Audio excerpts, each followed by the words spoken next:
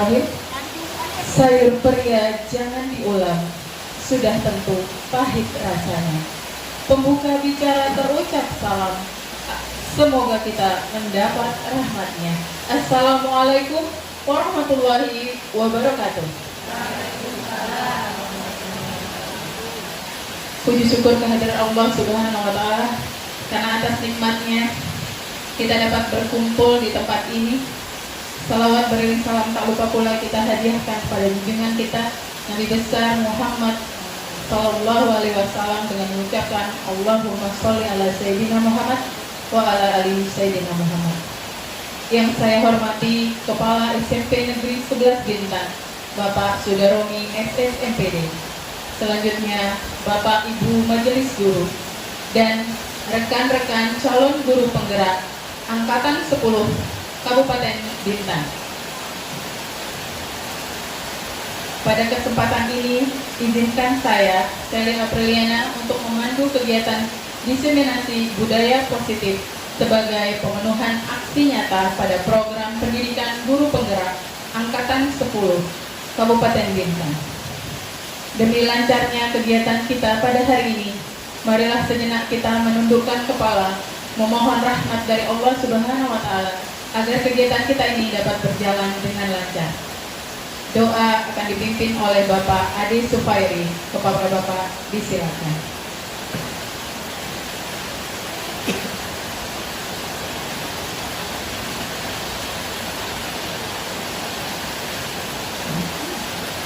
Assalamualaikum warahmatullahi wabarakatuh. Marilah kita sama-sama berdoa menyadari kepada Allah Subhanahu wa Ta'ala demi kelancaran acara kita pada hari ini. Izinkan kami memimpin doa secara Islami yang umat Islam menyesuaikan. Marilah kita beristighfar kepada Allah Subhanahu wa Ta'ala dengan membaca surah Al-Fatihah. Astaghfirullahaladzim, astaghfirullahaladzim, astaghfirullahaladzim. Bismillahirrahmanirrahim. Alhamdulillahirabbil alamin. Arrahmanirrahim. Maliki yaumiddin. Iyyaka na'budu wa iyyaka nasta'in. Ihdinas siratal mustaqim. Siratal ladzina an'amta 'alaihim ghairil maghdubi 'alaihim waladdallin. Bismillahirrahmanirrahim. A'udzu billahi minasyaitonir rajim. Bismillahirrahmanirrahim. Alhamdulillahirabbil alamin. Assalatu wassalamu ala asrafil anbiya'i wal mursalin wa ala alihi wa sahbihi ajma'in. Hamdan syakiran na'imin, hamdan yuwafi ni'amahu wa yukafi mazidah. Ya Rabbana lakal hamdu kama yanbaghi li jalali wajhika wa 'azimi sultanik. Rabbana ighfir lana dhunubana wa liwalidayya warhamhuma kama rabbayani shaghira. Allahumma shayyiban nafi'an. Rabbana innana sami'na munadiyan yunadi lil iman an aminu bi rabbikum fa amanna. Rabbana faghfir lana dhunubana wa kaffir anna sayyi'atina wa tawaffana ma'al abrar. Rabbana wa atana ala rasulika wa la tuhzina yawmal qiyamah innaka la tukhliful mi'ad. Rabbana la tuzigh qulubana ba'da idh hadaitana wa hab lana min ladunka rahmah innaka antal wahhab. Rabbana zalamna anfusana wa illam taghfir lana wa tarhamna lanakunanna minal khasirin. Rabbana atina fid dunya hasanah wa fil akhirati hasanah wa qina azabannar. Subhanaka rabbika rabbil izzati amma yasifun wa salamun alal mursalin walhamdulillahi rabbil alamin. Assalamualaikum warahmatullahi wabarakatuh. Waalaikumsalam warahmatullahi wabarakatuh.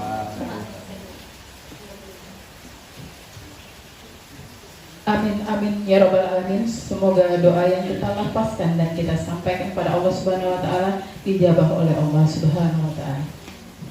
Bapak Ibu yang kami hormati, sebagai wujud rasa cinta tanah air, marilah sejenak kita menyanyikan lagu Indonesia Raya dan dilanjutkan dengan Mars Guru Penggerak. Hadirin dimohon berdiri.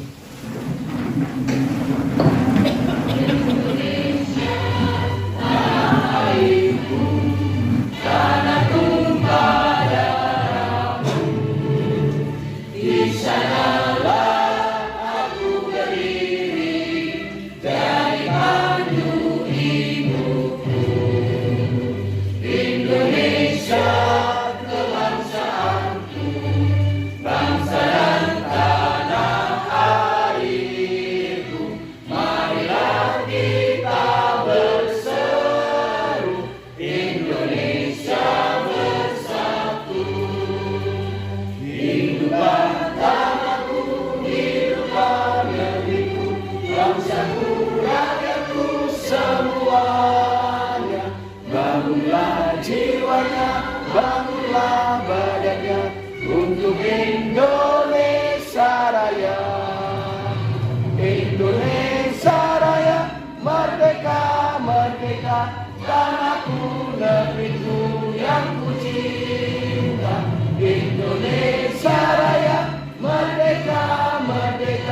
hiduplah Indonesia Raya.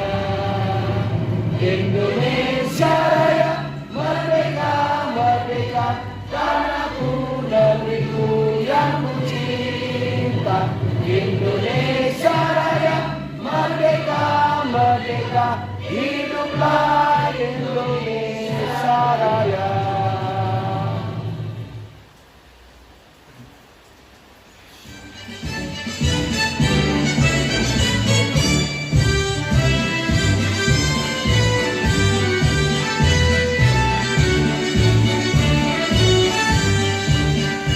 Bulatkan tekad, kuatkan hati, negeri ini memanggilmu kawan. Belajar bergerak berbagi untuk negeri, guru penggerak majukan pendidikan.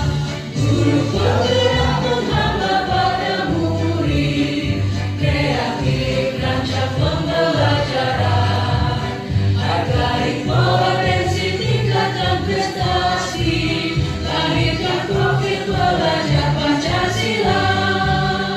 Belajar bergerak berbagi untuk negeri, kita menjalin kolaborasi.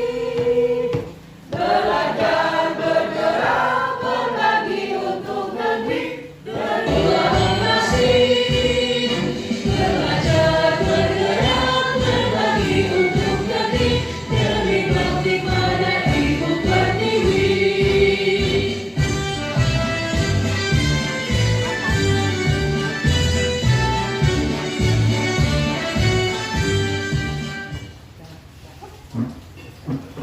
Hadirin disilakan duduk kembali.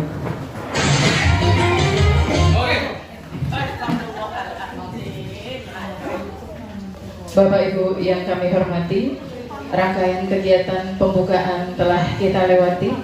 Mari langsung saja, mengingat sudah pukul 11, kita masuk untuk diseminasi budaya positif calon guru penggerak angkatan 10 SMP Negeri 11 Bintan. Kami perkenalkan kembali Bapak Ibu, ada 3 CGP dari SMP Negeri 11 Bintan di angkatan 10. Yang pertama ada Ibu Amelia SPD, kemudian Ibu Faradia Indratni SPD, dan Ibu Mei Siregar SPD. Baik Bapak Ibu yang saya hormati, Ketua pada pundaknya disarankan tanaman kulma. Tiba saatnya materi kedua pada Ibu Faradia. Mari simak materi pertama kepada Ibu Amelia, dipersilakan. Bismillahirrahmanirrahim. Assalamualaikum warahmatullahi wabarakatuh.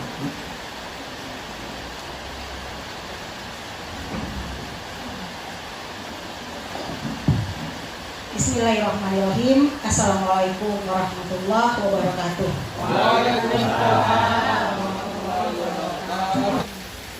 Yang terhormat Kepala Sekolah SMP Negeri 11 Bintan, Bapak Sudaroni SS MPD. Sehat Bapak?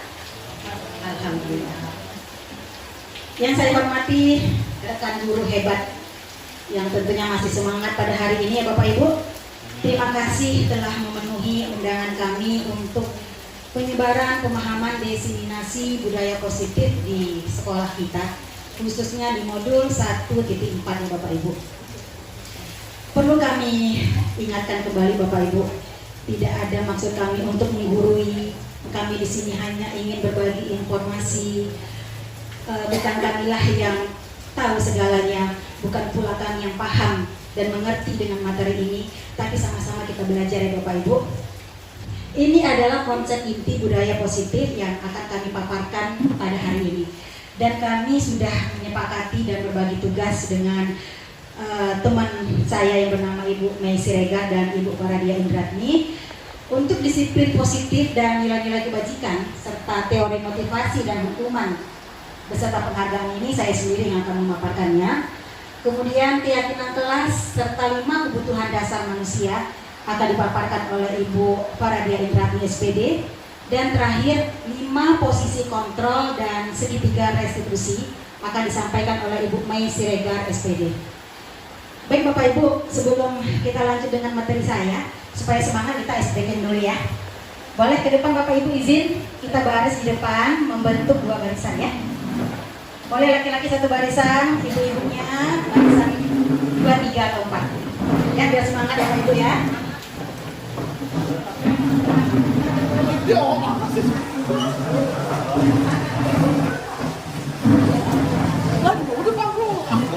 Ya Bapak Ibu posisinya kayak gini ya. Oke saya di depan ya Bapak Ibu izin. Ya. Saya contohkan dulu ya Bapak Ibu, kita berbaris ke belakang paling tidak 3 atau 4 ya Bapak Ibu. Oke, gerakannya gampang saja Bapak Ibu. Kaki kanan 2 kali, kanan, kiri, maju, mundur, maju. Oke ya? Oke, kita mulai. Oke, kita ikuti ya. Kanan, kiri, maju, mundur, maju. Lanjut, kanan, kiri, maju, mundur, maju. Kanan, kiri, maju, mundur, maju. Kanan, maju. Iya, Bapak Ibu. Mundur, maju. Oke, tepuk tangan untuk kita Bapak Ibu. Alhamdulillah ya, bukan lagi semangat tapi capek ya Bapak Ibu. Iya Bapak Ibu. Sebelum materi saya tadi tentang disiplin budaya positif, ini ada pemahaman budaya positif yang perlu sama-sama kita renungi ya Bapak Ibu. Salah satu perumpamaan dari KHD atau Ki Hajar Dewantara, bahwasanya beliau mengatakan sekolah ini diibaratkan sebagai ladang. Kalau ladang berarti ada petani dan ada bibit-bibit yang akan ditanam ya Bapak Ibu. Siapakah yang menjadi petaninya Bapak Ibu? Kita, guru, oke. Lantas yang menjadi bibitnya siapa? Iya, siswa-siswi kita atau murid kita. Petani itu pertama dia akan memulai dengan memilih bibit dulu. Bukan hanya bibit unggul saja. Semua bibit ditanam, disemai dulu ya Bapak Ibu. Ketika disemai, kemudian ditanam, disirami, dipupuk, kemudian diperhatikan apakah ada hama dan penyakit yang mengganggu tanaman tersebut sehingga menghalangi tumbuh kembangnya tanaman itu. Maka diperlukan ketelatenan, kesabaran dari seorang petani sehingga nantinya ketika menghasilkan tanaman itu ada salah satu bentuk rasa kepuasan ya Bapak Ibu. Begitu juga kita sebagai guru. Ternyata tugas kita bukan hanya mengajar. Ini juga jadi kebaikan untuk saya dan kita semua Bapak Ibu. Kita selama ini selalu menuntut, tetapi ternyata tugas kita selain mengajar, mentransferkan ilmu pengetahuan, ada juga mendidik, mendorong, memotivasi, menstimulus, kemudian apa lagi Bapak Ibu? Menanamkan nilai-nilai kebajikan di dalam diri peserta didik. Ya, oke Bapak Ibu, untuk yang ini kita lanjut. Nah, ini tadi materi saya, disiplin positif dan nilai-nilai kebajikan serta teori motivasi, hukuman dan penghargaan. Pertanyaannya sebelum kita lanjut pada materi, apakah di budaya positif di sekolah kita sudah dilaksanakan? Atau poin dulu pertama dulu ya, apa itu budaya positif? Coba siapa yang bisa menanggapi? Silakan Pak. Oke, budaya positif mungkin bisa dari budaya positif ya. Jadi positif itu intinya itu dalam arti sebuah hal yang melakukan itu menjadi baik. Contohnya mungkin bisa juga kita mengajarkan pada anak murid untuk positif berpikir. Jadi pemikirannya kita harus lebih maju dan kita berpikir untuk lebih ke belakang. Seperti itu Pak Aman. Oke, luar biasa. Tepuk tangan untuk Pak Anto. Terima kasih Pak. Satu lagi ya, biar adil ya. Laki-laki sudah, perempuan. Apa itu budaya positif? Silakan Ibu Kartina. Oke, bismillahirrahmanirrahim. Kalau menurut saya sih budaya itu berarti sesuatu yang mungkin menjadi kebiasaan ya, kebiasaan positif. Jadi nilai-nilai kebaikan yang bisa dimunculkan ke anak-anak karena saya guru agama, mungkin salah satunya adalah mengajarkan tentang kalau bertemu dengan guru mengucapkan salam, terus juga budayanya kita adalah tersenyum, menyapa, terus juga satu lagi mungkin budaya positif yang selalu harus ditanamkan adalah bagaimana mereka berlaku selalu baik kepada siapapun. Mungkin itu aja. Baik, terima kasih Bu Kartina, panjang lebar ya Bu Kartina. Nah, untuk poin 2, apakah di sekolah kita sudah tercipta budaya positif Bapak Ibu? Ya, coba di sini dulu. Gimana Bu Diana? Terima kasih. Di sekolah kita sudah tercipta dengan anak-anak sudah mulai menghormati guru, salam, bertemu dengan guru, salam, kemudian menyapa teman. Itu. Ya, terima kasih Bu Diana. Berarti sudah ya sekolah kita. Nah, kita lihat jawabannya Bapak Ibu.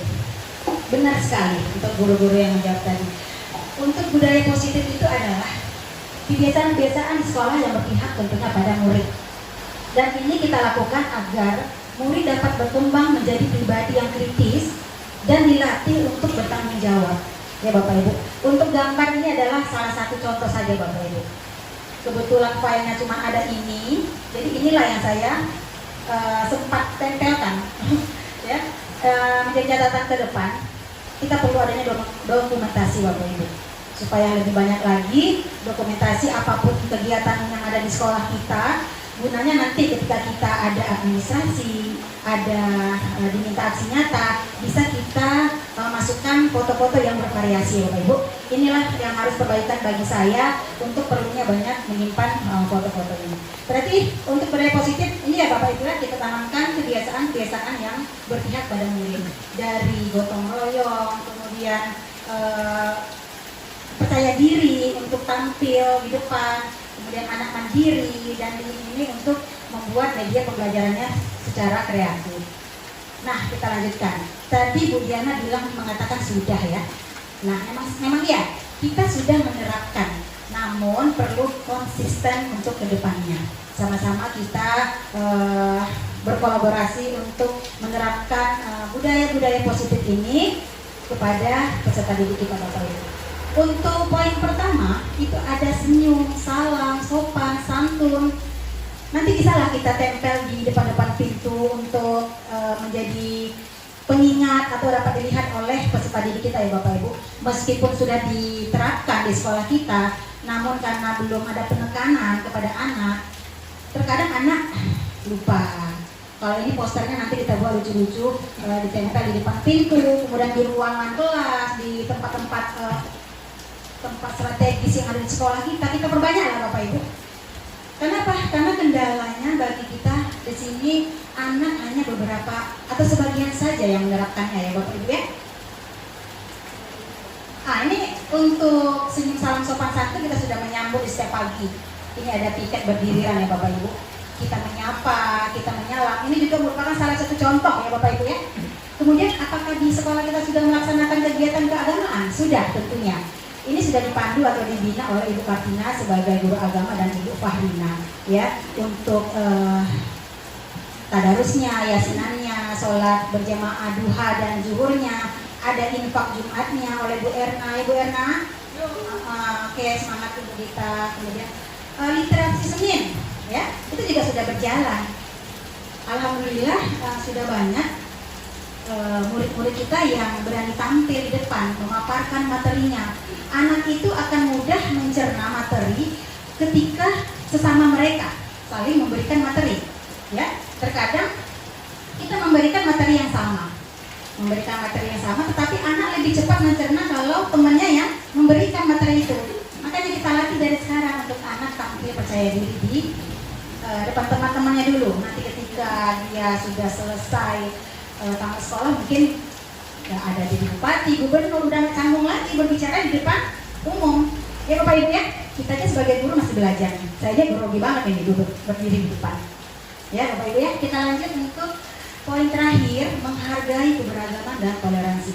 Ini pun gambarnya, cuman ini ada di laptop saya, jadi tidak semua guru yang masuk. Bukan berarti ada apa-apa ya Bapak Ibu, cuman inilah keterbatasan saya. Untuk nanti dokumentasi memang penting ke depannya. Ya, ini keberagaman.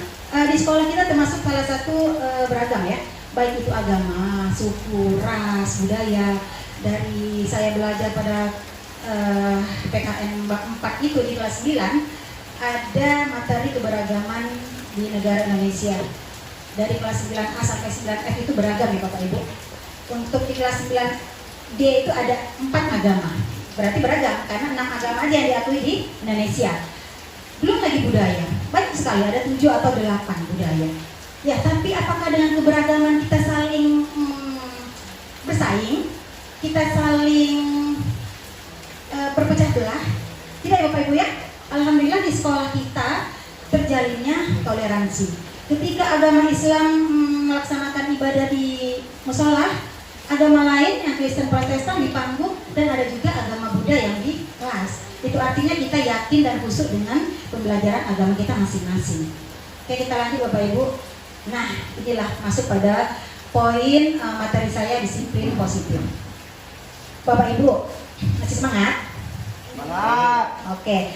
Ketika kita mendengar kata disiplin, apa yang terbayang di benak kita Bapak Ibu? Bu Erna, boleh tanggapannya? Ya, terima kasih Bu Amel. Disiplin ya. Kadang ngomong disiplin ini takut. Terkadang untuk berbicara disiplin ini balik-balik ke yang ngomong dulu. Ketika kita menyuruh siswa kita disiplin, tentulah kita dulu sebagai cerminannya. Sekarang itu mungkin kita merasa diri kita ini sudah berusaha untuk ke arah situ gitu ya. Tapi kayaknya disiplin ini ada kalanya kita ini apa Bu Amel? Terkesan apa ya? Seperti peraturan ya Bu ya? Ya, kaitannya dengan peraturan ya? Gitu, enggak lain. Jadi kalau menurut saya, ketika kita mendisiplinkan anak, sebenarnya kita dulu yang harus disiplin. Jadi untuk masalah disiplin ini sebenarnya terus terang Bu Amel, malu saya ngomong disiplin ini. Karena kayaknya kita ini masih jauh dari kata disiplin gitu. Tapi insya Allah kita guru-guru nih saya rasa berusaha untuk ke arah situ gitu. Tak ada guru yang ibarat kata mencontohkan anak muridnya yang tidak baik gitu. Maka dari itulah tadi untuk mendisiplinkan orang, ada baiknya kita disiplinkan diri kita dulu. Karena itu contoh. Itu aja mungkin Bu. Oke, terima kasih Bu Erna untuk penjelasannya ya. Tadi saya tertarik kata usaha ya. Memang kita sebagai guru tidak ada kata terlambat untuk menanamkan kata disiplin ini ya Bapak Ibu. Tadi ada kata usaha, kita usahakan dari sekarang. Meskipun sudah ya Bapak Ibu, tapi kita tekankan lagi, mendisiplinkan diri supaya bisa menjadi contoh untuk peserta didik kita. Terima kasih Bu Erna. Berarti nggak jauh-jauh untuk kata disiplin positif ini dari peraturan ya. Ya, di sini kita dapat lihat disiplin positif itu mendidik anak untuk memahami bagaimana berperilaku yang pantas, kemudian membangun kesadaran dan dilatih anak tersebut untuk bertanggung jawab sehingga mampu mengendalikan perilaku sendiri. Kalau kita sudah melatih anak untuk bertanggung jawab, kemudian bisa menanamkan nilai-nilai kebajikan, saya yakin hanya ada beberapa saja yang perlu kita perbaiki. Kesalahan-kesalahan, tidak banyak lagi itu artinya Bapak Ibu. Nah, apakah setiap kesalahan-kesalahan yang dilakukan anak lantas kita selalu memberikan hukuman? Tidak melulu harus dihukum ya Bapak Ibu.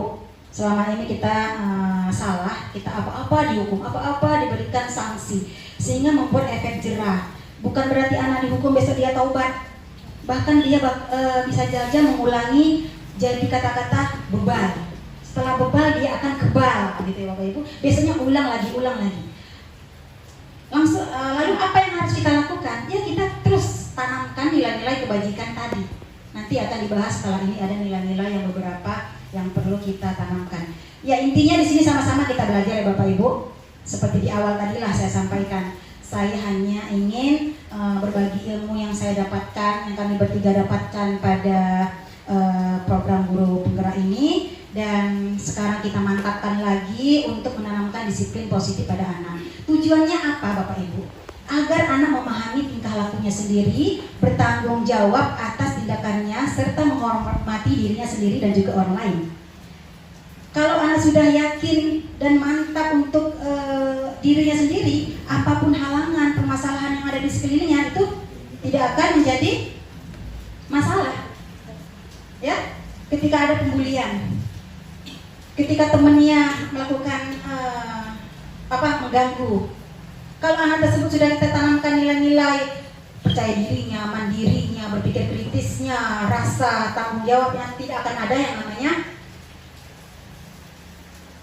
gangguan-gangguan tadi mengganggu anak tersebut, Bapak Ibu.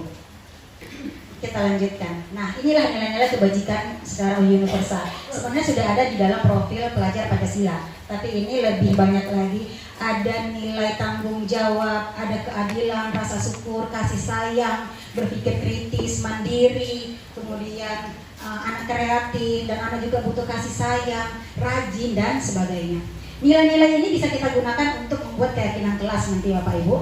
Untuk materi keyakinan kelas nanti akan dipaparkan secara dalam oleh Ibu Paradia Indrati. Saya hanya sebagian saja. Untuk keyakinan kelas ini perlu kita tanamkan kepada anak didik kita, dan ini tentunya perlu kesepakatan, perlu kerjasama antara murid dan guru. Oke Bapak Ibu ya, kita lanjutkan. Nah, ini teori motivasi. Teori motivasi merupakan dorongan yang timbul dari diri seseorang. Tadi di awal saya sampaikan, kalau anak sudah memotivasi dirinya, mendorong dirinya, apapun permasalahan yang terjadi di lingkungannya itu tidak akan berpengaruh, karena dia sudah dibentengi dengan keyakinan-keyakinan, nilai-nilai kebajikan tadi ya Bapak Ibu ya. Ada apa aja tadi Bapak Ibu nilai-nilainya? Mandiri, kreatif, kasih sayang, tanggung jawab, kerjasama, ya, rajin, dan nilai-nilai lainnya. Nah, ini Bapak Ibu, tadi yang kembali ke awal, anak tidak melulu harus dihukum ketika melakukan kesalahan. Ini termasuk teori motivasi eksternal atau teori motivasi dari luar yang dapat mempengaruhi dirinya. Biasanya anak akan menghindari ketidaknyamanan ketika dia mendapatkan hukuman. Salah satu contoh, hari ini anak terlambat datang ke kelas, gurunya langsung marah, memberikan hukuman. Biasanya kalau kita marah, kita emosi itu dengan secara langsung, dengan mimik wajah yang agak menakutkan, dengan nada intonasi yang tinggi, sehingga membuat anak trauma dan ketakutan, merasa tidak nyaman. Ya, kamu kenapa terlambat lagi? Ini sudah 15 menit kamu terlambat. Belum sempat lagi anak ngomong, iya bu, saya begini. Tidak ada cerita. Kamu keliling lapangan 5 kali. Nah, apakah itu solusi? Selama ini ternyata saya salah Bapak Ibu. Sama-sama kita perbaiki. Itu tidak menjadi solusi. Besoknya anak akan mengulangi. Sudahlah rasa malu pada anak, dia merasa rendah dirinya, tidak dihargai. Besok akan mengulang lagi. Ya. Nah, kemudian ada lagi faktor eksternal untuk mendapatkan imbalan atau penghargaan ketika anak baik itu melakukan perilaku positif maupun perilaku negatif. Misalnya, kita memberikan penghargaan dalam bentuk barang, uangkah, hadiahkah ketika anak melakukan kebaikan. Besok dia akan melakukan itu, tapi ada iming-iming, dan itu tidak berlangsung konsisten. Paling 3-4 kali, habis itu dia sudah kembali lagi ke habitatnya, terlambat lagi. Nah, yang perlu kita tanamkan tadi nih Bapak Ibu, yang terakhir, ini ada nilai-nilai kebajikan diri sendiri yang harus kita kuatkan, ya, terhadap anak supaya tidak melakukan pelanggaran kesalahan lagi. Nah, ini tadi sudah saya jelaskan ya. Ada motivasi eksternal, ada motivasi eksternal lagi yang kedua, dan motivasi internal. Dia melakukannya karena tidak mau ditegur oleh guru atau kepala sekolah. Hari ini tidak terlambat. Hari ini dia datang tepat waktu, tapi ada embel-embel supaya tidak ditegur atau tidak diberikan hukuman oleh gurunya. Nah, itu masih belum bisa membentengi dirinya Bapak Ibu. Itu masih ada faktor eksternal yang mempengaruhi. Kemudian yang kedua karena adanya pujian, tadi sudah saya sampaikan ya. Kita lanjut. Apa sih perbedaannya hukuman dan konsekuensi? Sebenarnya ada lagi ini nanti segitiga restitusi. Cuman pemaparan segitiga restitusi akan dipaparkan oleh Ibu Mei, maka saya akan membedakan untuk dua ini aja, hukuman dan konsekuensi. Hukuman ini jangan lagi kita berikan kepada anak ketika melakukan kesalahan ya Bapak Ibu, kita ganti untuk konsekuensi aja. Dan nanti lebih bagusnya segitiga restitusi. Apa perbedaannya? Tadi di awal sudah saya sampaikan, untuk hukuman itu bersifat langsung. Ketika anak melakukan kesalahan, langsung gurunya memberikan respon hari itu juga. Kalau untuk konsekuensi, itu sudah ada pembicaraan sebelumnya. Misalnya pembelajaran saya PKN. Ketika Bintang masuk ke kelas 7A 20 menit setelah saya mengajar, karena kami sudah melakukan kesepakatan sebelumnya, ketika dia masuk langsung bilang, Bu, maaf saya terlambat. Ya Bu, saya akan melaksanakan, mencatat pembukaan undang-undang 3 lembar Bu. Nah, jadi dia tahu konsekuensi apa yang dia lakukan setelah adanya kesalahan yang dia perbuat. Ada lagi yang lain, misalnya pelajar PJOK ya. Ketika anak terlambat, silakan mengelilingi lapangan 2 atau 3 kali. Itu masih termasuk konsekuensi. Beda hal dengan pelajaran saya PKN, saya suruh anak keliling 3 atau 4 kali lapangan, itu gak nyambung karena tidak ada kaitannya dengan pembelajaran. Oke, kita lanjutkan Bapak Ibu. Menurut Bapak Ibu dari poin-poin ini yang sebanyak 7 ini, mana yang berupa hukuman dan konsekuensi? Mencatat 100 kali dalam buku, kalimat saya tidak akan datang terlambat. Hukuman? Oke. Untuk poin kedua, lari mengelilingi lapangan basket 2 kali karena terlambat ke sekolah, hukuman. Murid diminta push up 10 kali karena yang tidak piket. Oke. Keempat, menggantikan kertas tugas teman yang telah dicoret-coret. Oke. Memberhentikan tumpahan air di meja karena tersenggol pada saat belajar. Murid disuruh untuk tidak mengenakan sepatu seharian di sekolah karena tidak menggunakan sepatu hitam. Yang terakhir, lari mengelilingi lapangan bola karena terlambat 10 menit untuk pelajaran PJOK. Konsekuensi. Oke, kita lihat. Para benar sekali. Tepuk tangan untuk kita Bapak Ibu. Ya. Udah pintar. Oh iya, tak terasa sudah masuk budaya positif Bapak Ibu. Jadi intinya untuk materi saya, marilah kita hilangkan untuk hukuman penerapan kesalahan-kesalahan pada anak. Mari kita tanamkan nilai-nilai kebajikan tadi yang ada beberapa poin. Tak perlu harus banyak Bapak Ibu. Kita mulai saja dulu dari yang percaya dirinya. 1, 2 boleh, lanjutkan nanti ya. Jadi lebih baik memulai daripada tidak sama sekali. Ya, terima kasih Bapak Ibu. Untuk waktunya, mohon maaf untuk pemaparan saya yang kurang maksimal. Sebelum berlanjut ke Ibu Paradia, ada sedikit pantun penutup Bapak Ibu. Jalan-jalan ke Pantai Sakera. Jangan lupa makan, jangan lupa minum air kelapa muda. Budaya positif telah kita terlaksana, ya, supaya aman, supaya murid aman dan bahagia.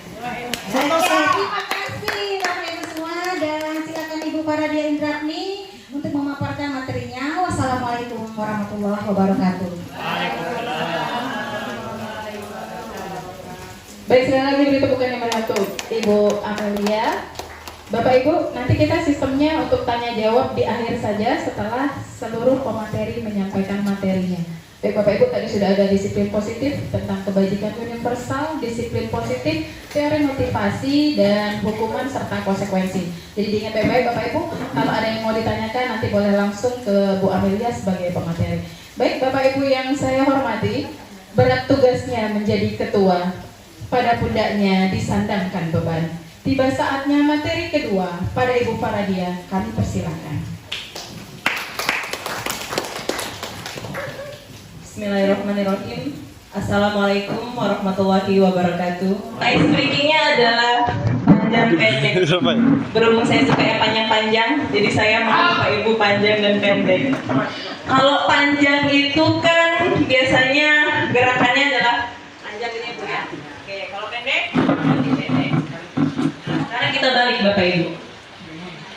Yang pendek itu untuk panjang, yang panjang itu untuk pendek. Konsentrasi, iya. Baik, kita mulai ya Bapak Ibu. Panjang, pendek, panjang, pendek, pendek,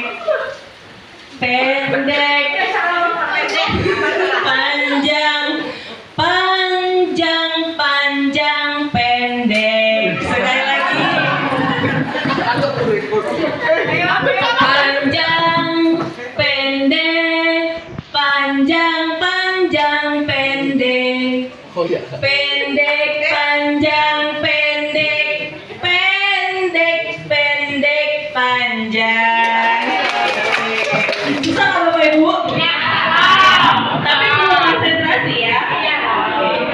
Nah, baik Bapak Ibu, terkait budaya positif tadi sudah disampaikan oleh Bu Amel secara garis besarnya bahwasannya budaya positif itu penting sekali untuk kita terapkan di sekolah kita. Nah, melalui diseminasi budaya positif kali ini kita diajak untuk merefleksikan kembali budaya positif yang mungkin selama ini sebetulnya sudah kita lakukan di sekolah. Hanya saja di sini mungkin kontrol kita masih belum secara penuh, apalagi kita sebagai Bapak Ibu guru. Nah, terkait budaya positif, berarti kita di sini harus menciptakan lingkungan yang positif di sekolah Bapak Ibu. Jadi bukan hanya kita memberikan kesempatan kepada murid-murid kita, tetapi kita juga sebagai guru harus menerapkan budaya positif tersebut. Nah, dalam hal ini saya akan menjelaskan tentang 5 kebutuhan dasar manusia. Nanti apa sih ini kaitannya dengan budaya positif ya Bapak Ibu? Oke, saya ada kasus di sini. Mohon maaf, saya ambil nama Ibu Nana. Ibu Nana, guru wali kelas 7B, sedang bingung menghadapi ulah salah satu murid di kelasnya yaitu Willy. Walaupun Willy sebenarnya anak yang baik ya. Saya nggak tahu sih siapa yang di dalam kelas itu. Jadi beberapa anak di kelas 7B datang melapor mengeluhkan Willy yang seringkali meminta uang jajan mereka dengan paksa. Nah, jika Ibu Nana menghadapi situasi tersebut, apa sih yang akan Ibu Nana lakukan? Dan pertanyaan apa yang kira-kira akan Ibu Nana berikan dan apa jawabannya Ibu Nana?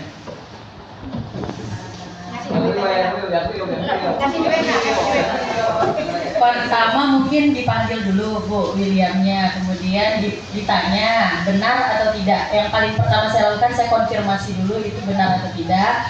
Selanjutnya baru diproses. Itu. Kira-kira Willy bakal jawab apa Bu? Tidak. Pasti dia awalnya ngakunya tidak gitu kan Bu. Cuma ya tetap dipancing sampai dia bilang iya gitu. Pancing pakai apa? Alasannya kira-kira apa Bu? Alasan Willy mengambil uang dari teman-temannya yang minta uang. biasanya kalau kayak gitu kemungkinan tidak dapat uang jajan dari rumah atau kurang. Iya kurang. Kelaparan. Kalau Pak Adel kira-kira gimana? Ayo ada. Pertanyaan apa yang mau Pak Adel sampaikan? Jawab William tadi. William nih suka maksa minta duit sama temen-temennya atau malah apa yang dilakukan oleh Pak Adel sebagai guru? Ya, karena posisi di sini kita adalah wali kelas. Kalau yang saya tahu, wali kelas itu harus tahu banget memahami anaknya, ya kan? Karena kita dari awal sudah diberikan, apalagi tuh di situ contohnya kelas 7 ya tadi, ya kan? Kita dikasih stimulasinya, kayak mana, terus orang tuanya pun sempat datang ke sekolah, kita tahu juga. Jadi mungkin hal yang pertama adalah tahu backgroundnya orang tua seperti apa. Terus yang kedua, kalau kata-kata itu sering menyatakan bahwa dia udah melakukan ini continue ya, berhenti. Nah, menurut saya hal yang positif adalah memberikan, ini mohon apa ya di luar ya, ini mungkin pendapat, ini realnya ya, realnya adalah simple. Karena ini menyangkut sebuah permasalahan yang kontinu, saya rasa diselesaikan juga dengan serius, tidak menghakimi, sudah tahu kalau dia adalah pelakunya, tidak ada kata-kata lagi yang menyatakan apakah benar atau tidak, karena pertanyaannya adalah sering, gitu kan? Jadi kalau pembahasan menurut saya adalah kedua orang tuanya dipanggil, diselesaikan dengan baik-baik. Saya rasa adalah faktor di orang tuanya. Kalau menurut saya seperti itu. Thank you.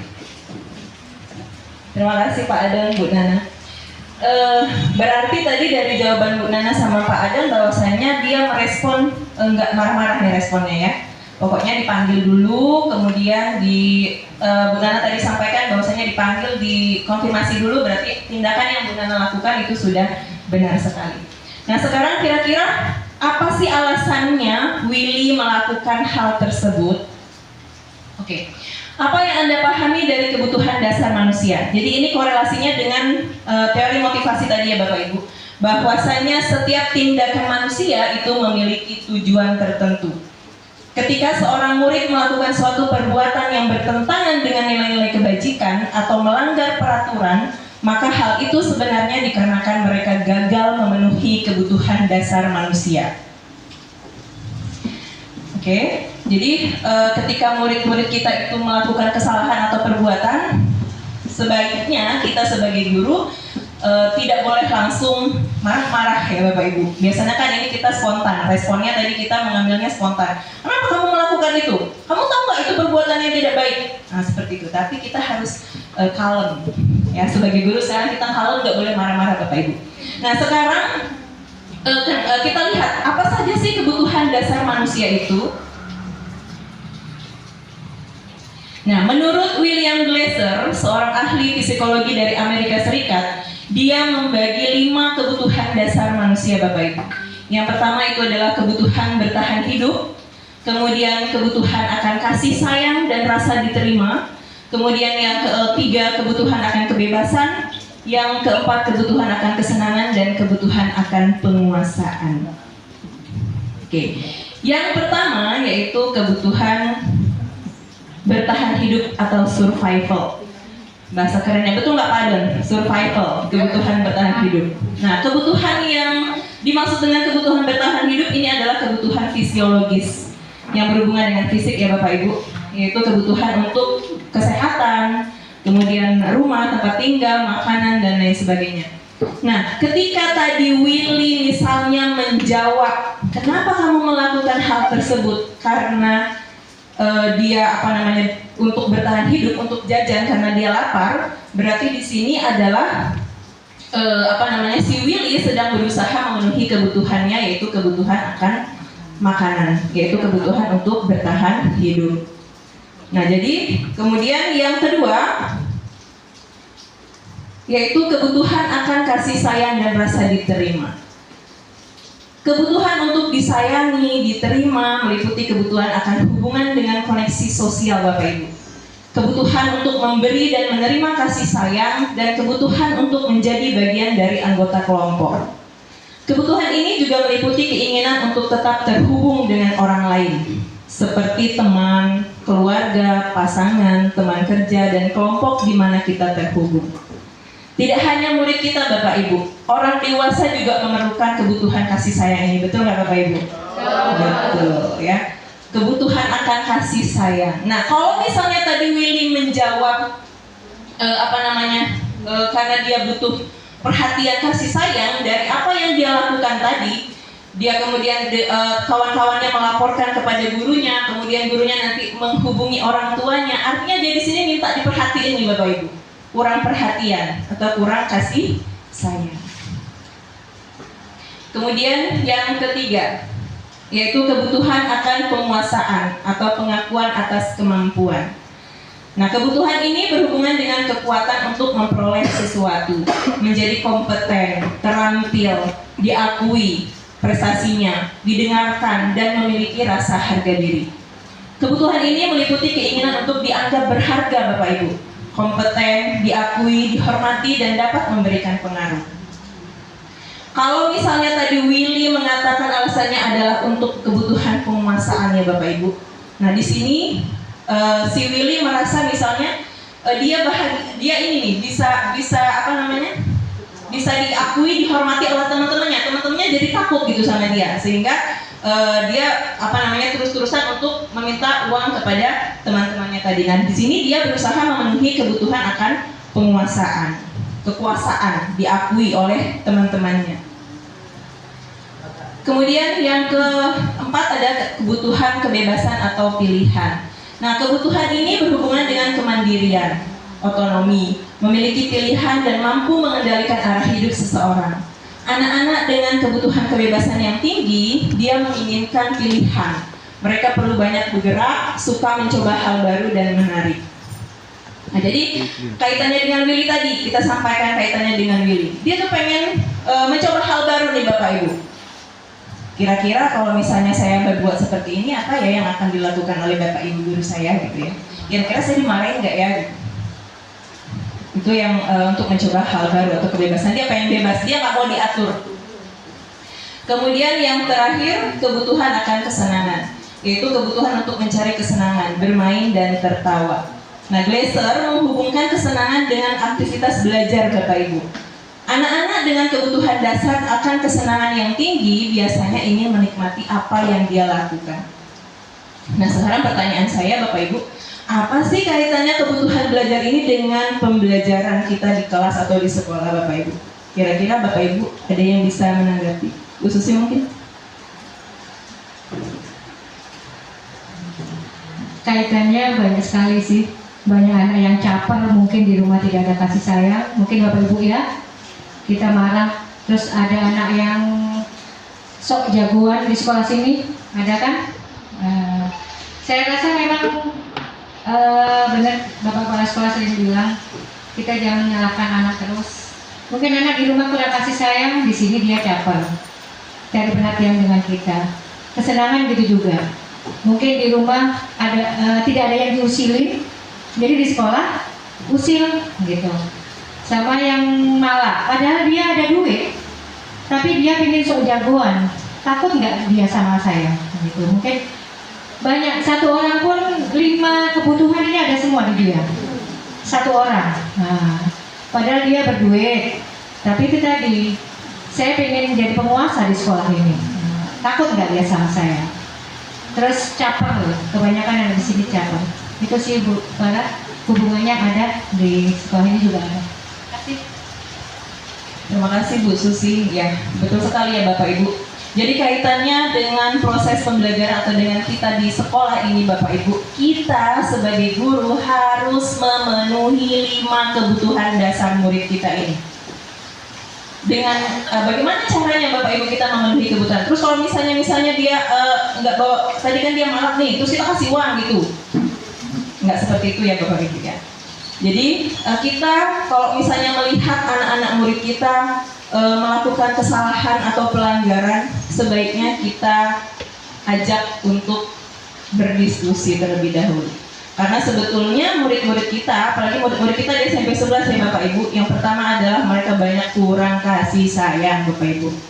Yang orang tuanya broken home, kemudian yang tinggal dengan neneknya. Jadi memang mereka itu kurang perhatian. Jadi mereka cari-cari perhatian lah dengan kita di sekolah nih Bapak Ibu. Kalau misalnya dia di rumah sudah kurang perhatian, betul apa yang disampaikan oleh Bapak Kepala Sekolah, seringkali Bapak Kepala Sekolah bilang seperti ini Bapak Ibu, bahwa anak-anak kita itu datang ke sekolah itu dengan berbagai macam masalah, dengan berbagai macam situasi dan kondisinya. Tapi kita sebagai guru harus profesional. Kira-kira kita membawa masalah juga nggak Bapak Ibu ke sekolah? Bawa.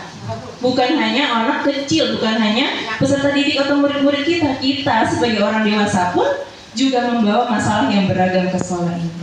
Tapi kita berusaha untuk profesional. Nah, anak-anak murid kita belum memahami bagaimana dia harus bersikap, berperilaku di sekolah ini yang sesuai tadi dengan nilai-nilai kebajikan universal tadi. Maka dalam hal ini tugas kita Bapak Ibu adalah membimbing, mengarahkan anak-anak murid kita dari yang tidak baik tadi menjadi baik. Jadi nggak perlu lagi kita ini marah Bapak Ibu ketika anak murid melakukan kesalahan. Ya, karena sebetulnya itu juga akan merusak kesehatan dan mental kita juga Bapak Ibu. Jadi kita senyum aja, senyum, banyak-banyak senyum, banyak-banyak istighfar mungkin ya.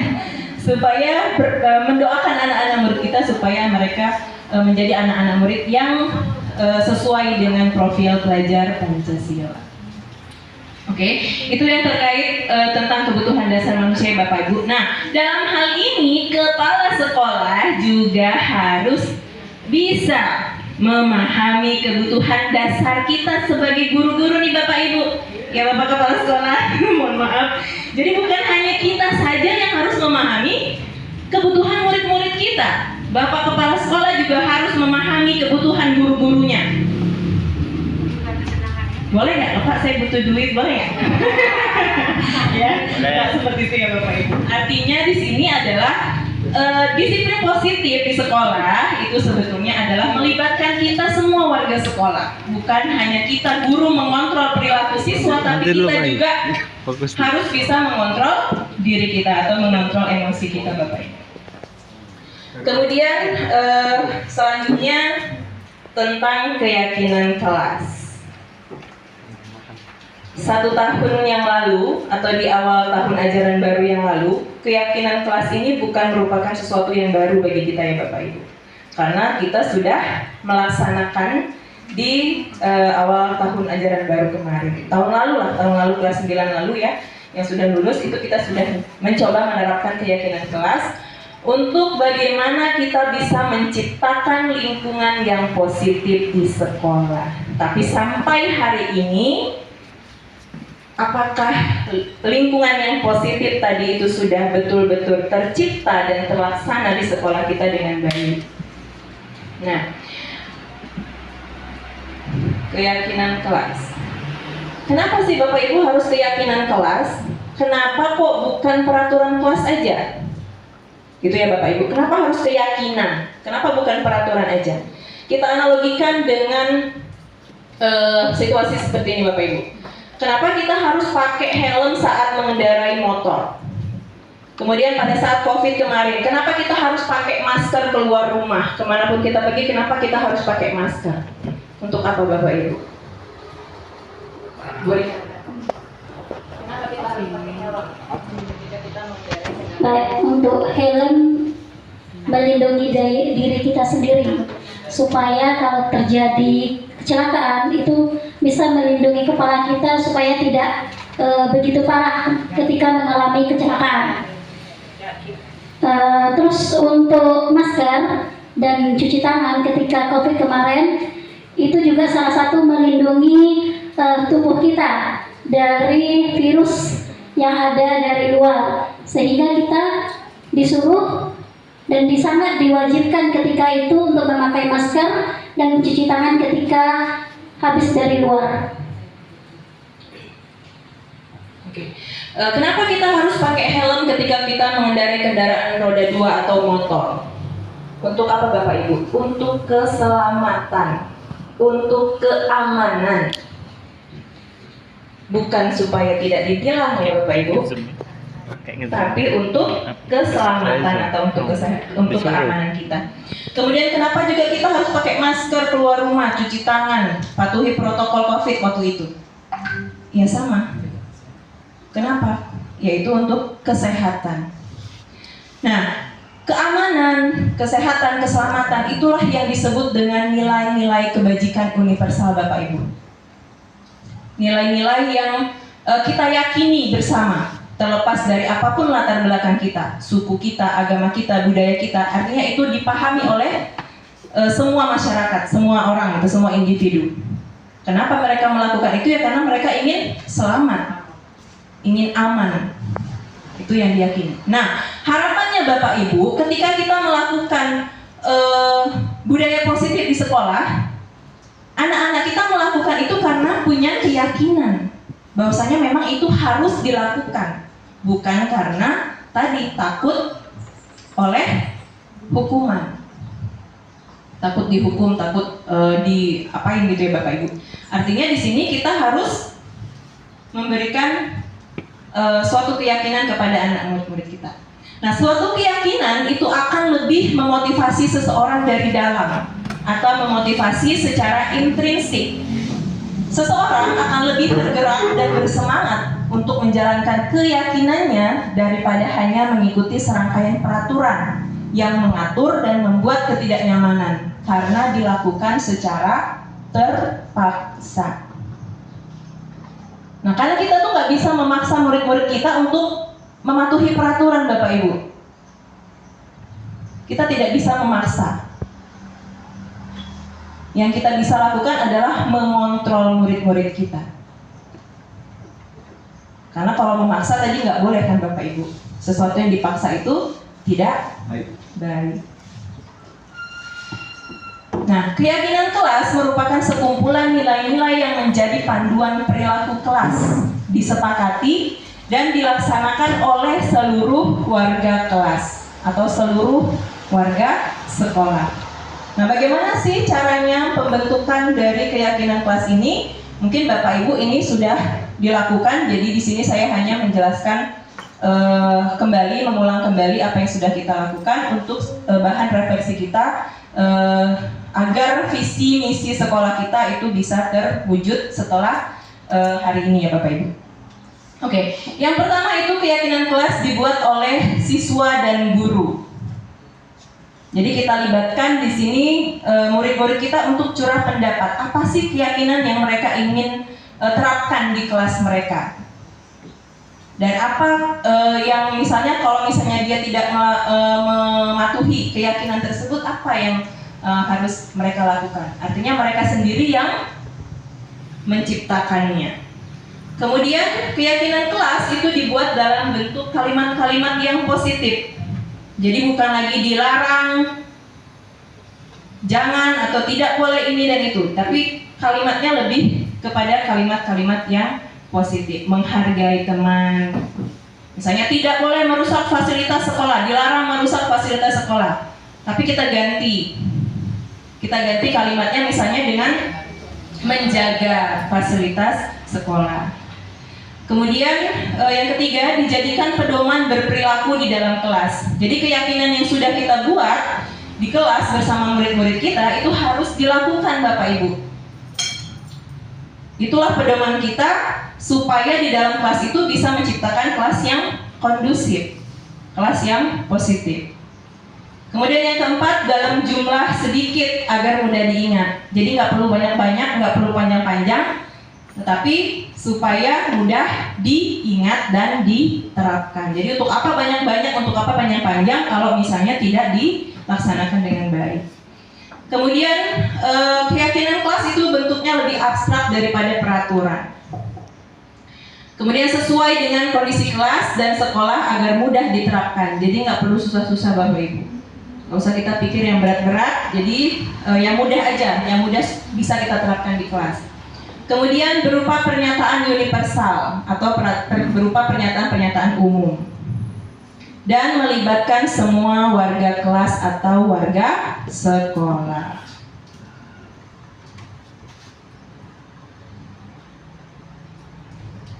Nah ini ya Bapak Ibu, sebelah kiri ya kolom peraturan, kemudian yang sebelah kanan itu keyakinan kelas. Selalu kembalikan buku ke tempatnya. Artinya di sini keyakinan kelasnya adalah berupa tanggung jawab. Kemudian dilarang mengganggu orang lain, kita ganti dengan menghormati orang lain. Kemudian hadir di sekolah 15 menit sebelum pembelajaran dimulai, menghormati orang lain atau berkomitmen.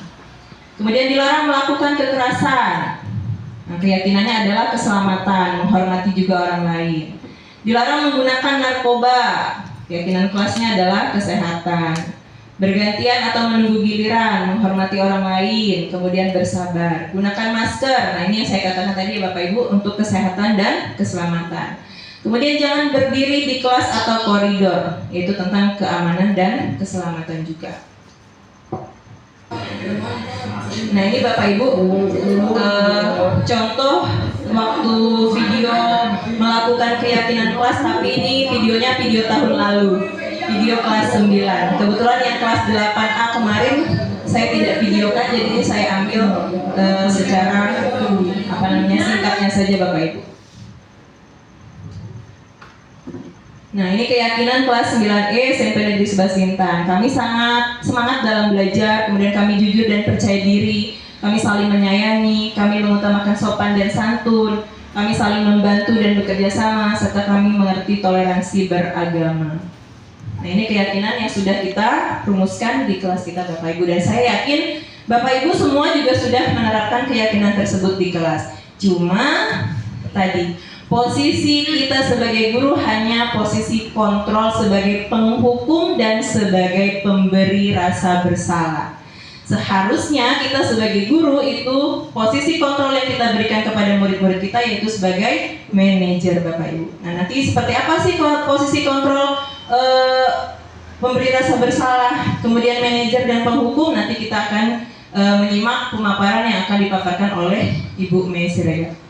Nah, kesimpulannya Bapak Ibu, setiap tindakan atau perilaku kita yang kita lakukan di dalam kelas itu dapat menciptakan sebuah lingkungan yang positif. Perilaku warga kelas menjadikan sebuah kebiasaan. Jadi kita jadikan sebuah kebiasaan yang nanti akhirnya akan membentuk budaya positif di sekolah.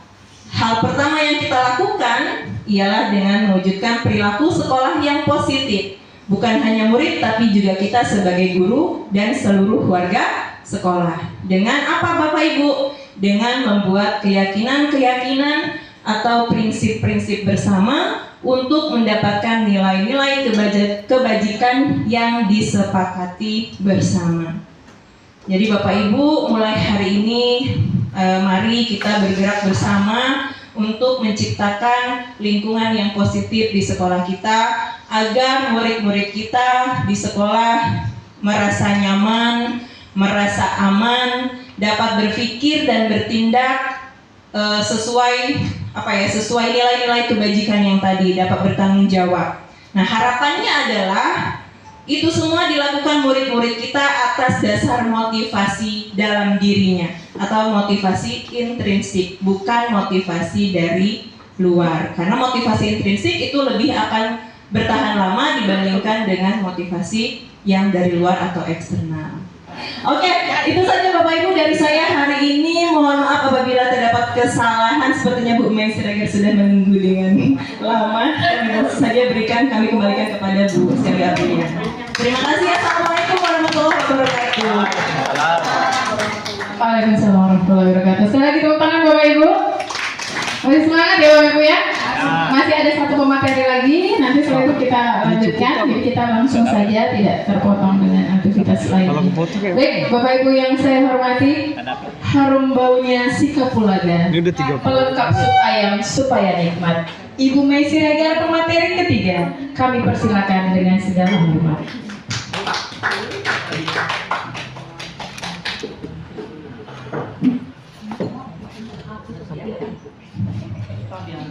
Salam dan bahagia Bapak Ibu guru hebat. Salam bahagia.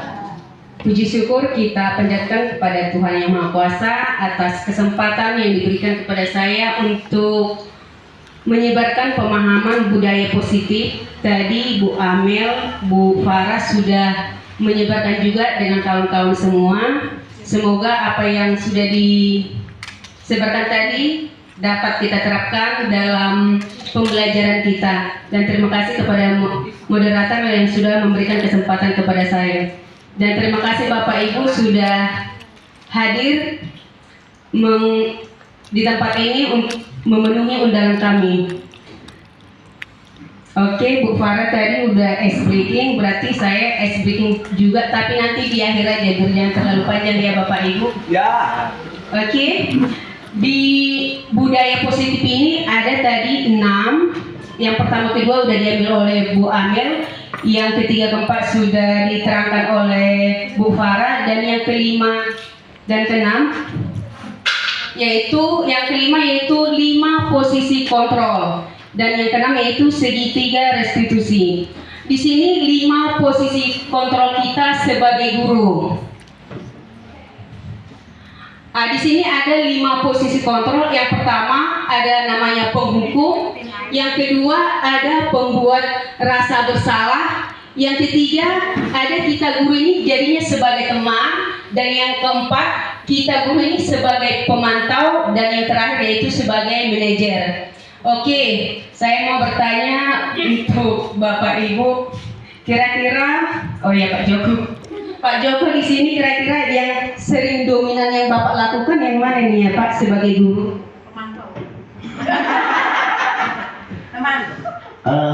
Di semua sisi kadang saya berada di semua sisi. Ada satu sisi kadang saya sebagai penghukum, ada kadang tidak bisa terlepas dari kadang kita membuat rasa bersalah, kadang kita juga berlaku sebagai teman. Itu tergantung situasinya.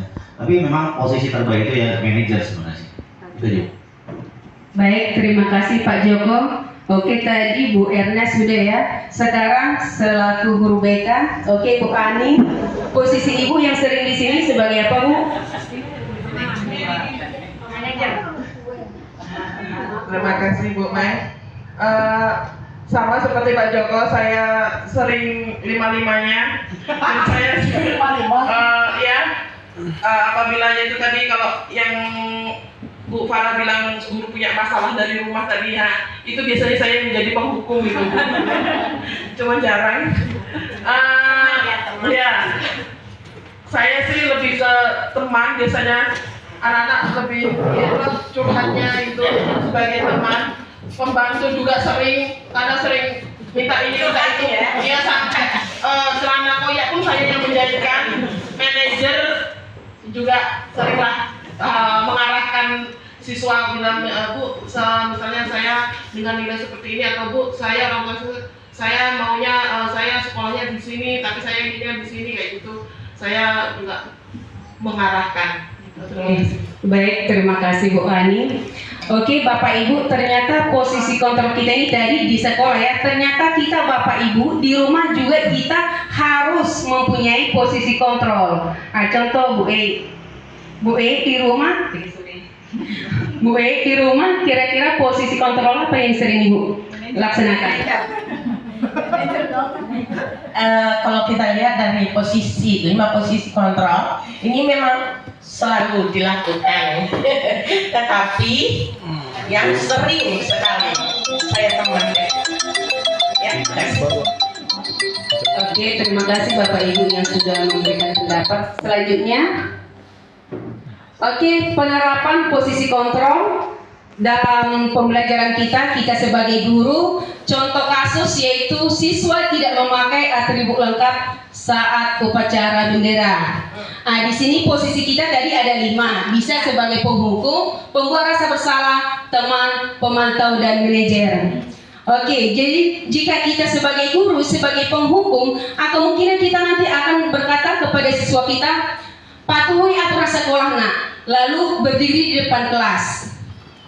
Atau bisa juga yang lain yang kita omongkan kepada anak kita. Kira-kira apa lagi Bapak Ibu kalau kita sebagai penghukum? Kenapa sih setiap hari Senin tidak membawa topi padahal sudah mau upacara? Berarti kita sebagai apa tadi Bapak Ibu? Penghukum. Kira-kira hasilnya dari apa yang kita ucapkan itu apa nanti yang ada di benak anak kita? Ya betul, maka anak kita nanti akan mendendam. Oh iya tadi Bu Mei marah-marah. Oh iya nanti ya pas pulang sekolah siap-siap. Oh iya motornya akan saya. Kemungkinan besar anak kita akan berpikiran seperti itu jika kita berada di posisi seorang penghukum. Oke, selanjutnya yang kedua, pembuat rasa bersalah. Kemungkinan nanti Bapak Ibu guru akan berkata seperti ini. Berapa kali Ibu harus memberitahu kamu nak? Ibu kecewa banget padamu nak. Mungkin seperti itu. Berarti kita berada di posisi sebagai pembuat rasa bersalah. Dari omongan Bapak Ibu guru tadi, maka anak tersebut akan merasa bersalah terus. Akan merasa bersalah. Dan perasaan anak kita tadi akan, oh iya saya telah mengecewakan Bu Mei atau Bu Ani. Berarti saya besok akan berubah. Tapi kira-kira dia akan berubah langsung tidak Bapak Ibu? Oke, tidak. Oke, selanjutnya sebagai teman, kita guru ini bisa sebagai teman seperti yang sudah dibilang Pak Joko, Bu Ani tadi ya. Sebagai contoh tadi kasusnya sama. Kemungkinan Bapak Ibu guru akan berkata, ayolah yang tertib nak, buat Ibu bangga kali ini tak masalah. Berarti besok jangan diulang lagi. Kemungkinan Bapak Ibu guru tadi akan berkata demikian. Berarti kita sebagai posisi teman. Kira-kira kita melindungi anak tak di situ Bapak Ibu? Kira-kira kita senang tak Bu Nana? Berarti nilai positifnya itu anak merasa senang. Tapi di samping itu ada juga nilai negatifnya, yaitu apa? Dia akan anggap sepele, akan mengulangi lagi. Terus apa lagi? Oh iya, kalau ada Bu Diana, oh iya bisa aja lewat nanti nggak apa-apa. Tapi ketika bukan Bu Diana sebagai piket, maka dia akan kena hukuman lagi. Ya Bapak Ibu. Oke, yang keempat yaitu sebagai pemantau. Nah, ini naik satu tingkat. Kemungkinan, maaf. Jika.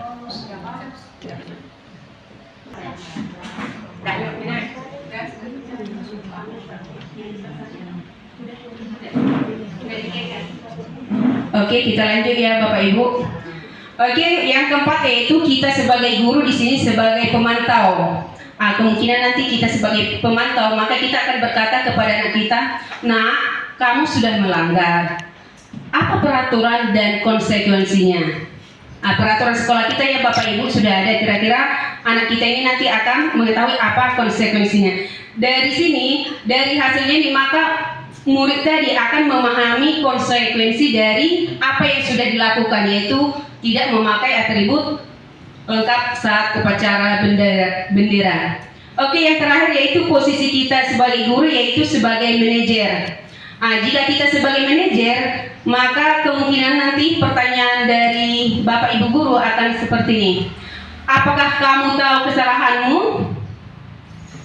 Kira-kira bagaimana cara memperbaiki kesalahanmu ini, nak? Maka si anak tersebut kira-kira Bapak Ibu, apakah akan merenung apa yang sudah dilakukan dia? Iya. Halo Bapak Ibu.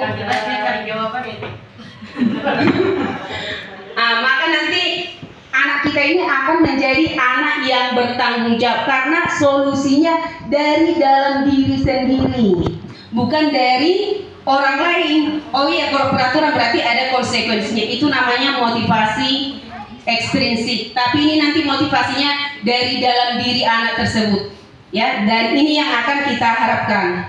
Selanjutnya, sebagai contoh kasus di sini, Ibu Dani sedang menjelaskan pelajaran bahasa Inggris di depan papan tulis. Namun, beliau memperhatikan bahwa Fajar malah tidur-tiduran dan tampak acuh tak acuh pada pelajarannya. Fajar, coba jawab pertanyaan nomor 3. Maju ke depan dan kerjakan di depan papan tulis.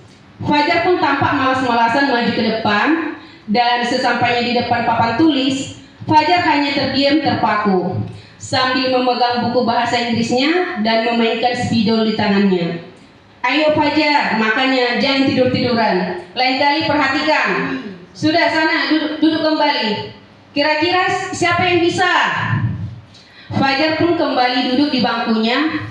Hal seperti ini sudah seringkali terjadi pada Fajar. Seperti tidak memperhatikan, acuh tak acuh, dan nilai-nilainya pun tidak terlalu baik untuk pelajaran bahasa Inggris.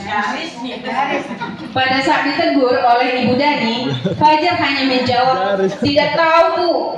Ibu Dani pun menjawab lirih, "Gimana kamu Fajar? Kamu tidak kasihan sama ibu ya?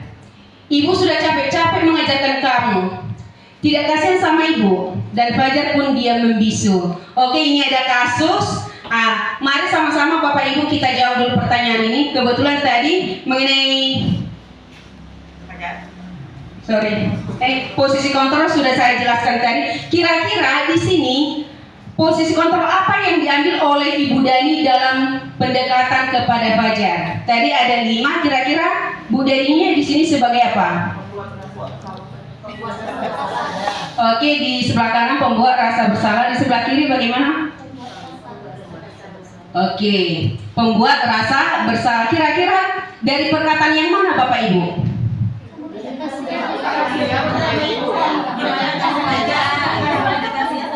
Iya, betul. Gimana kamu Fajar? Kamu tidak kasihan sama ibu? Oke, satu lagi kira-kira yang mana Bapak Ibu? Iya, betul. Ayo Fajar, makanya jangan tidur-tiduran. Ya. Oke, yang kedua, membaca sikap Fajar, kira-kira kebutuhan dasar apa yang diperlukan oleh Fajar? Tadi kita sudah belajar 5 kebutuhan dasar manusia. Oke, coba Pak Adon.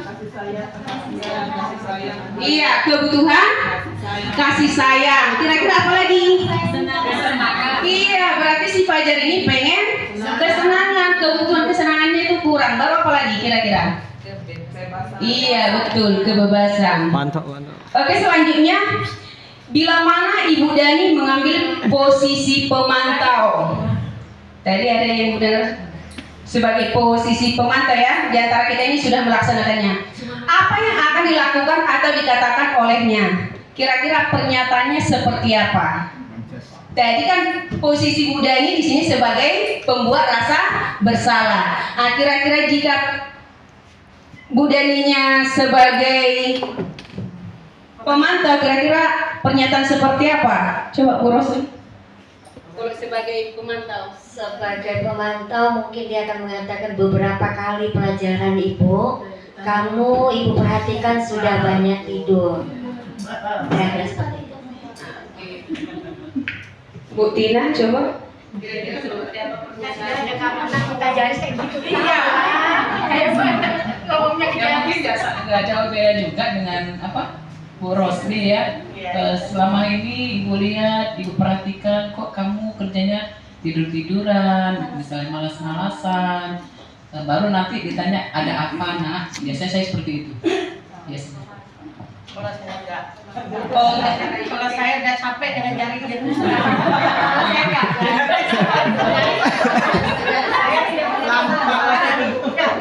Oke, kita lanjut ya Bapak Ibu. Ya, kemungkinan kita tanya kepada si Fajar. Kira-kira malas-malasan tadi tidak mengerjakan tugas itu apakah termasuk? Apakah dia sudah melakukan keyakinan kelas ya? Kira-kira dia sudah melakukan tak? Tidak. Oh iya, belum ya. Oke, selanjutnya ini apabila Anda adalah kepala sekolah. Kita ini semuanya misalkan sebagai kepala sekolah di sekolah Fajar dan mengetahui hal ini. Bagaimana tindak lanjut Anda?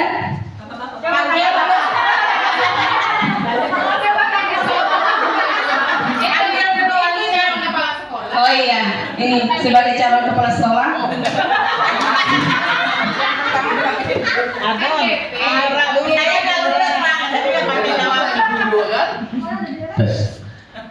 Dari contoh kasus itu tidak disebutkan bahwasanya kepala sekolahnya tahu kasus ini. Jadi saya tidak bisa komentar apa. Pertama, kalau untuk mengetahui kasus ini pasti dia harus konsultasi dengan Bu Daninya dulu. Gitu. Tanya dari Bu Daninya, karena Bu Daninya belum ada ngomong kan di dalam tes nggak ada gitu. Tidak ada melaporkan ke sana, jadi nggak bisa dikasih alasan apa gitu.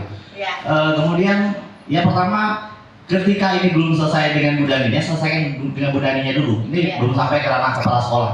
Sebelum sampai kepala sekolah. Tapi kalau memang sudah tidak selesai sama Bu Dani dan Bu Daninya melapor ke kepala sekolah, maka memang kepala sekolah itu memang harus mengonfirmasi kebenaran kasusnya ini. Tahu dulu latar belakang anak ini seperti apa, kondisi anak ini seperti apa. Kemudian kalau bisa sih sebenarnya sih bukan kepala sekolah yang menyelesaikan masalahnya ini, tapi bagaimana kepala sekolah ini memotivasi atau memberi gambaran kepada Bu Dani gimana cara dia menyelesaikan. Bukan kepala sekolahnya yang turun tangan kepada Fajar gitu. Itu juga. Oke, terima kasih Pak Joko. Kemungkinan seperti kita wali kelas mungkin tidak mampu lagi mungkin kita kasih ke BK. Maka guru BK nanti akan menyelidiki kira-kira kok bisa ya si Fajar ini seperti ini. Mungkin guru BK juga nanti bisa melakukan kunjungan ya, visit ke rumah si Fajar tersebut, menyelidiki kok bisa anak-anak kita si Fajar ini seperti ini, ya. Oke, selanjutnya. Oke, kira-kira seperti ini jawabannya. Jawaban Bapak Ibu tadi semuanya sudah benar. Tepuk tangan dulu untuk kita semua.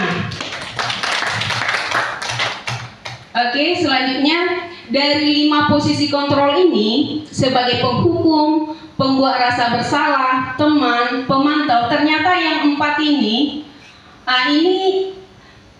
motivasinya itu berasal dari luar atau motivasi ekstrinsik. Tapi sebagai posisi manajer, maka jika kita sebagai posisi manajer, maka siswa kita itu akan berubah dari dalam dirinya sendiri. Karena kita tadi sudah menanyakan keyakinan kelasnya apakah sudah dilaksanakan atau tidak. Oke, selanjutnya. Oke, ini Bapak Ibu.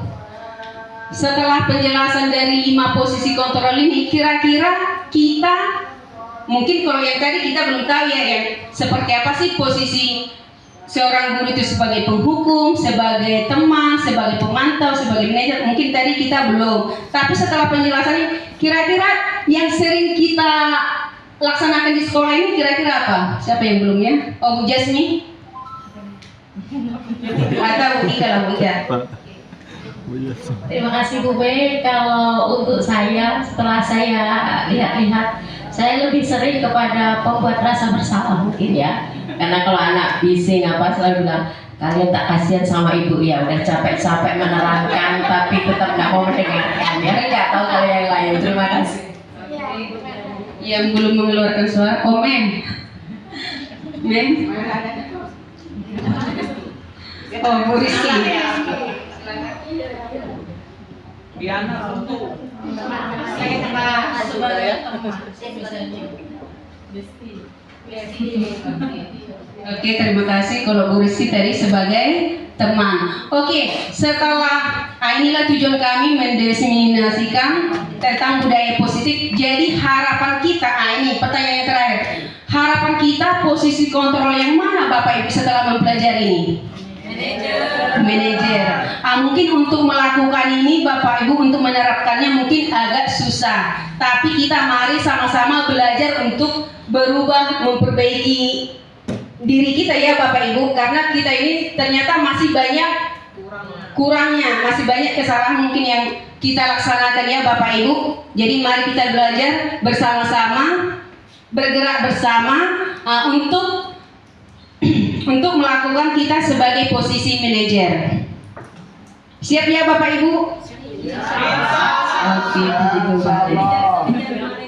Oke, selanjutnya kita masuk ke segitiga restitusi. Sebelumnya, restitusi itu yaitu proses menciptakan kondisi bagi murid untuk memperbaiki kesalahan, sehingga mereka bisa kembali pada kelompok mereka dengan karakter yang lebih kuat. Ini menurut Gosen tahun 2004.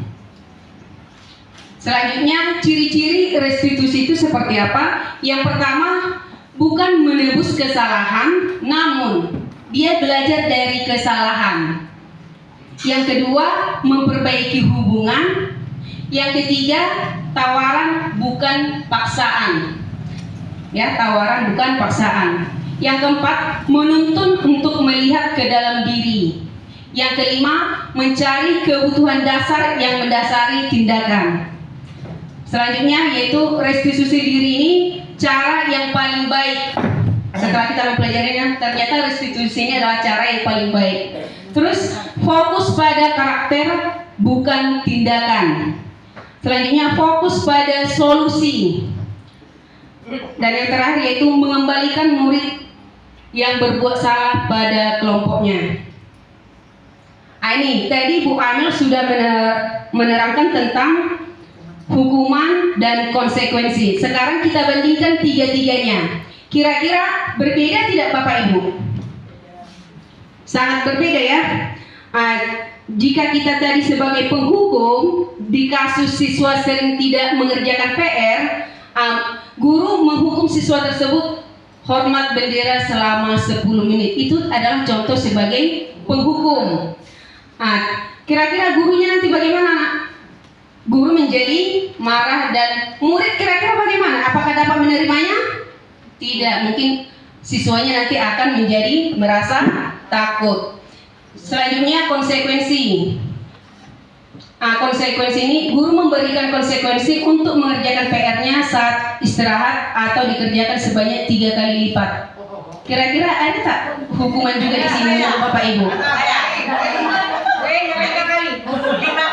5 kali ya.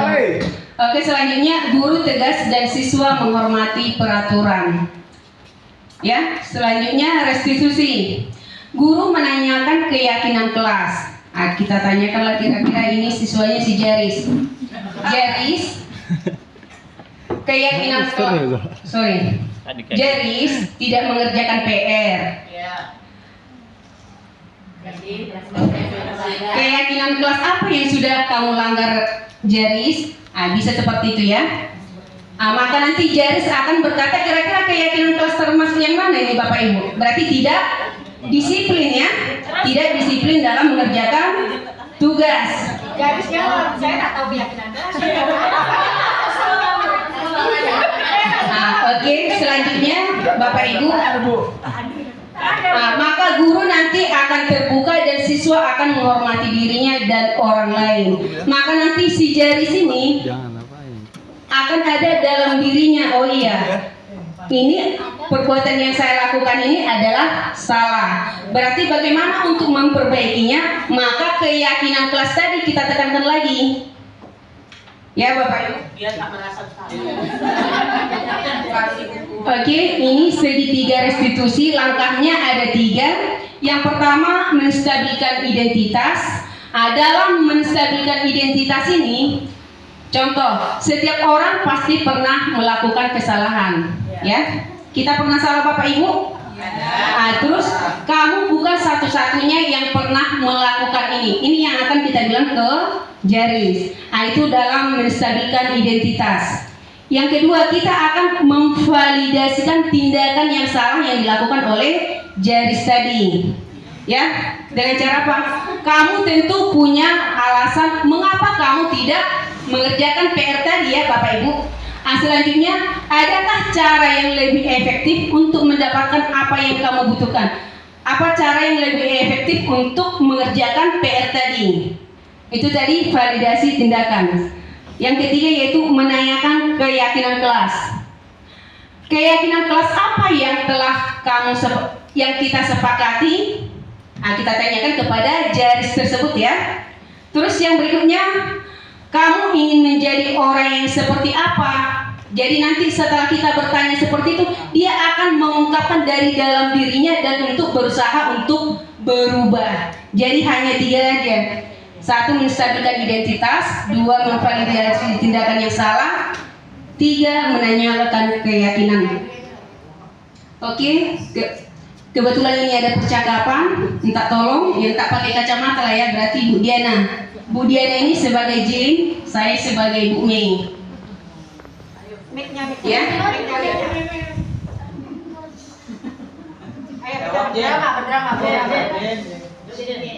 Berdrama. Kelihatan kan? Ekspresinya. Kelihatan. Oke. Selamat pagi, Jane. Pagi juga, Bu. Bagaimana kabarmu hari ini, Nak? Sehat, Bu. Jane, tadi Ibu dengar laporan dari ketua kelas. Kamu habis bertengkar dengan Ovi ya? Iya, Bu. Habis kesel sih. Mengapa kesal, Nak? Ovi terus-menerus mencontek hasil pekerjaan saya, Bu. Bukan hanya PR tugas, tugas juga ikut dicontek.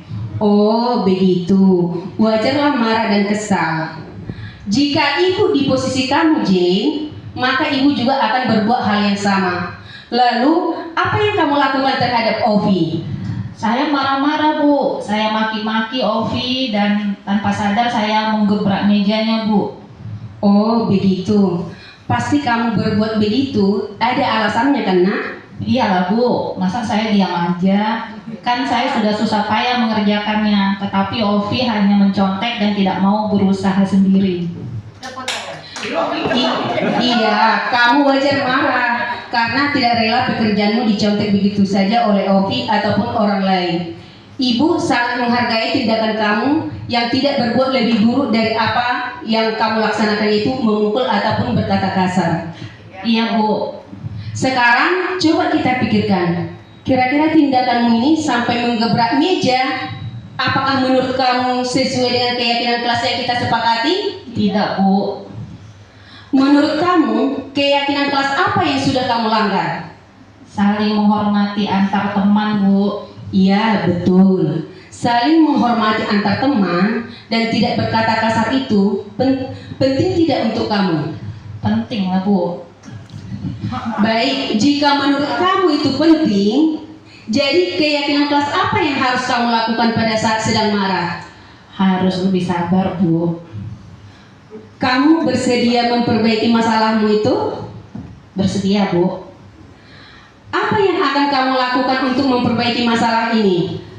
Saya harus selalu bersabar dan menahan amarah saya. Jika ada yang mencontek saya, akan melaporkan kepada guru mata pelajaran atau wali kelas saya, Bu. Tepat sekali tindakanmu, Jane. Semangat ya nak. Sekarang Jane silakan masuk ke kelasmu ya nak. Lanjutkan pelajaranmu. Iya, terima kasih Bu. Oke. Ini contoh dari segitiga restitusi yang akan kita lakukan sebagai Bapak Ibu guru ya. Yang pertama tadi kita akan apa tadi Bapak Ibu? Yang pertama kita akan menstabilkan identitas. Yang kedua memvalidasi tindakan yang salah. Dan yang ketiga bagaimana Bapak Ibu? Menanyakan keyakinan. Ini yang tadi, ini contoh kasus yang kedua.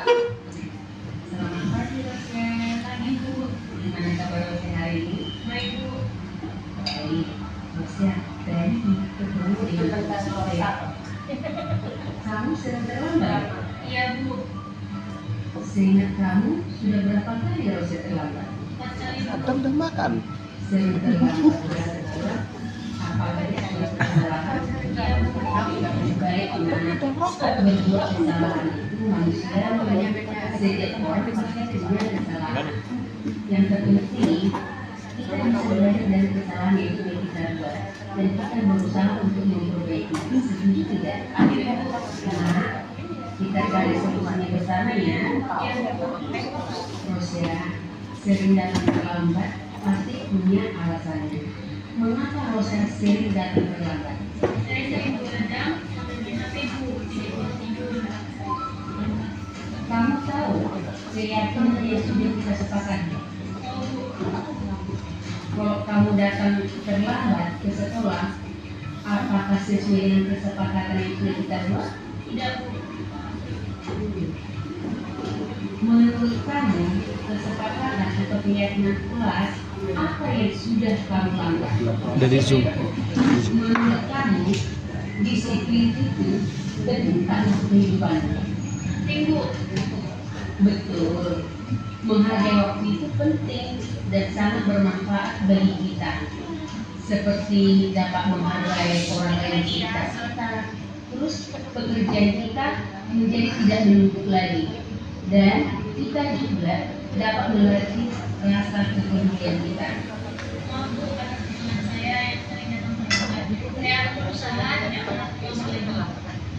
Terus ya, sikap yang sangat baik sudah kamu lakukan dengan cara meminta maaf.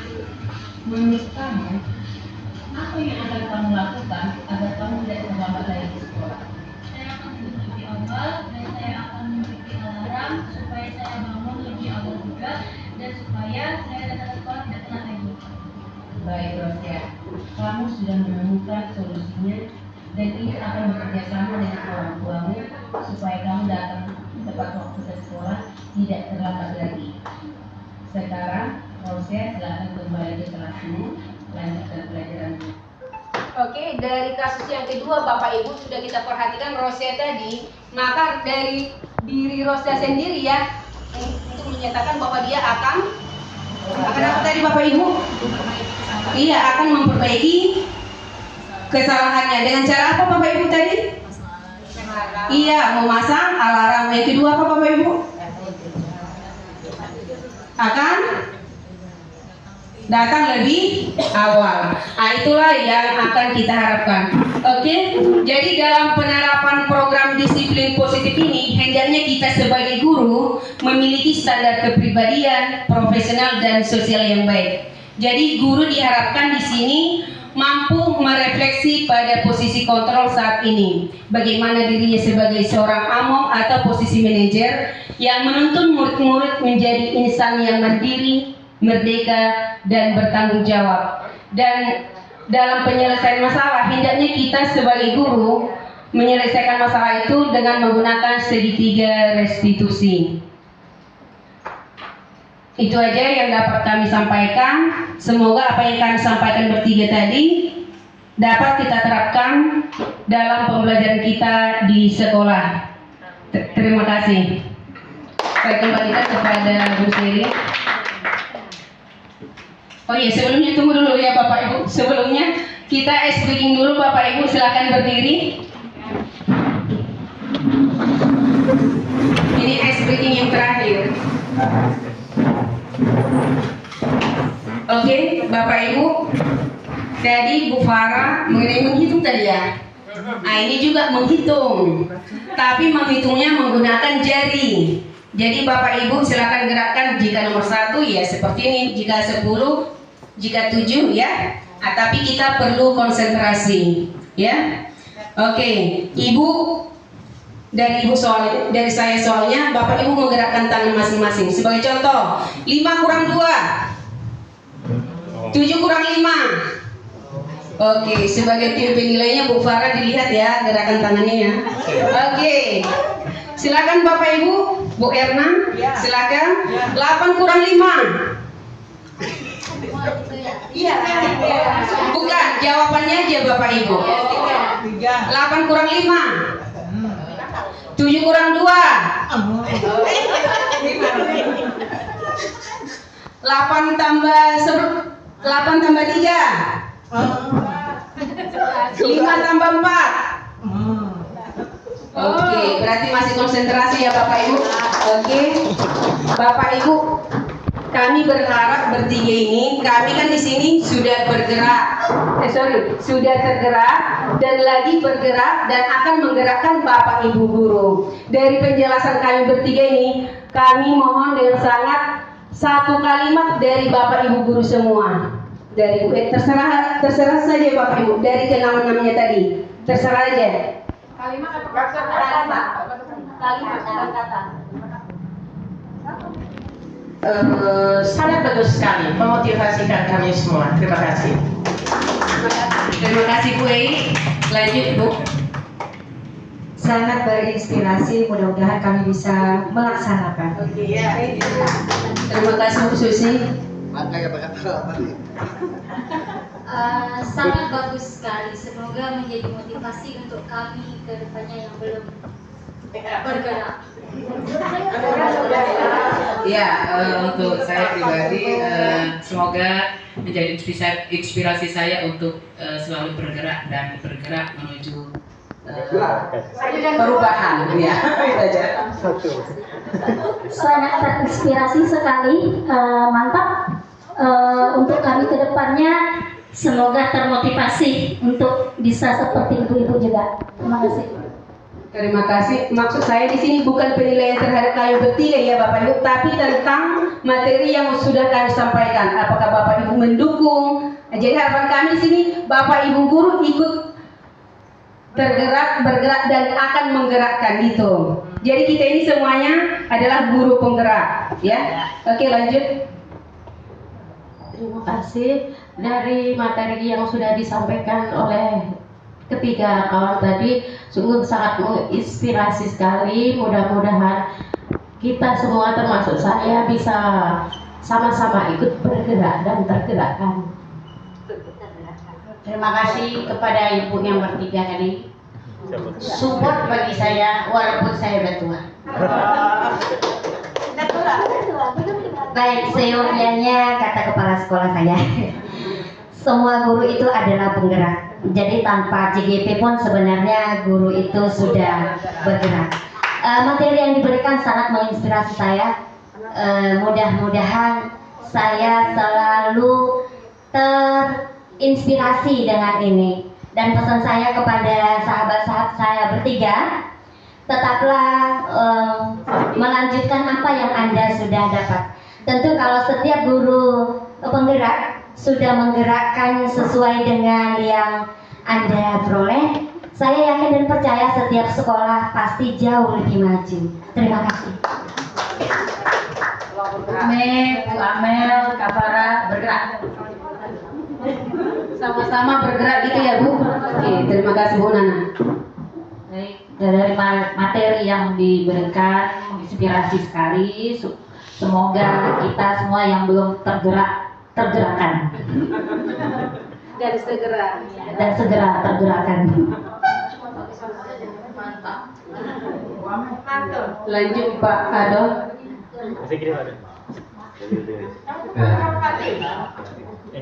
Sebenarnya saya mau ada pertanyaan sih. Oh, itu ya. Oh, itu ya. Jadi kalau untuk saya dari budaya positif ini yang disampaikan oleh ketiga guru hebat di depan saya ini sangat luar biasa pemaparannya, tapi masih ada kejanggalan pribadi saya dalam budaya positif ini. Mungkin nanti selebihnya saya akan kasih pertanyaan sehingga saya puas nih dengan apa yang sudah tersusun di CGP ini dengan budaya positif. Mungkin akan bisa terjawab. Itu aja.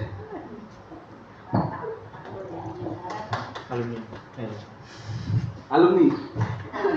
Tergerak dan menggerakkan.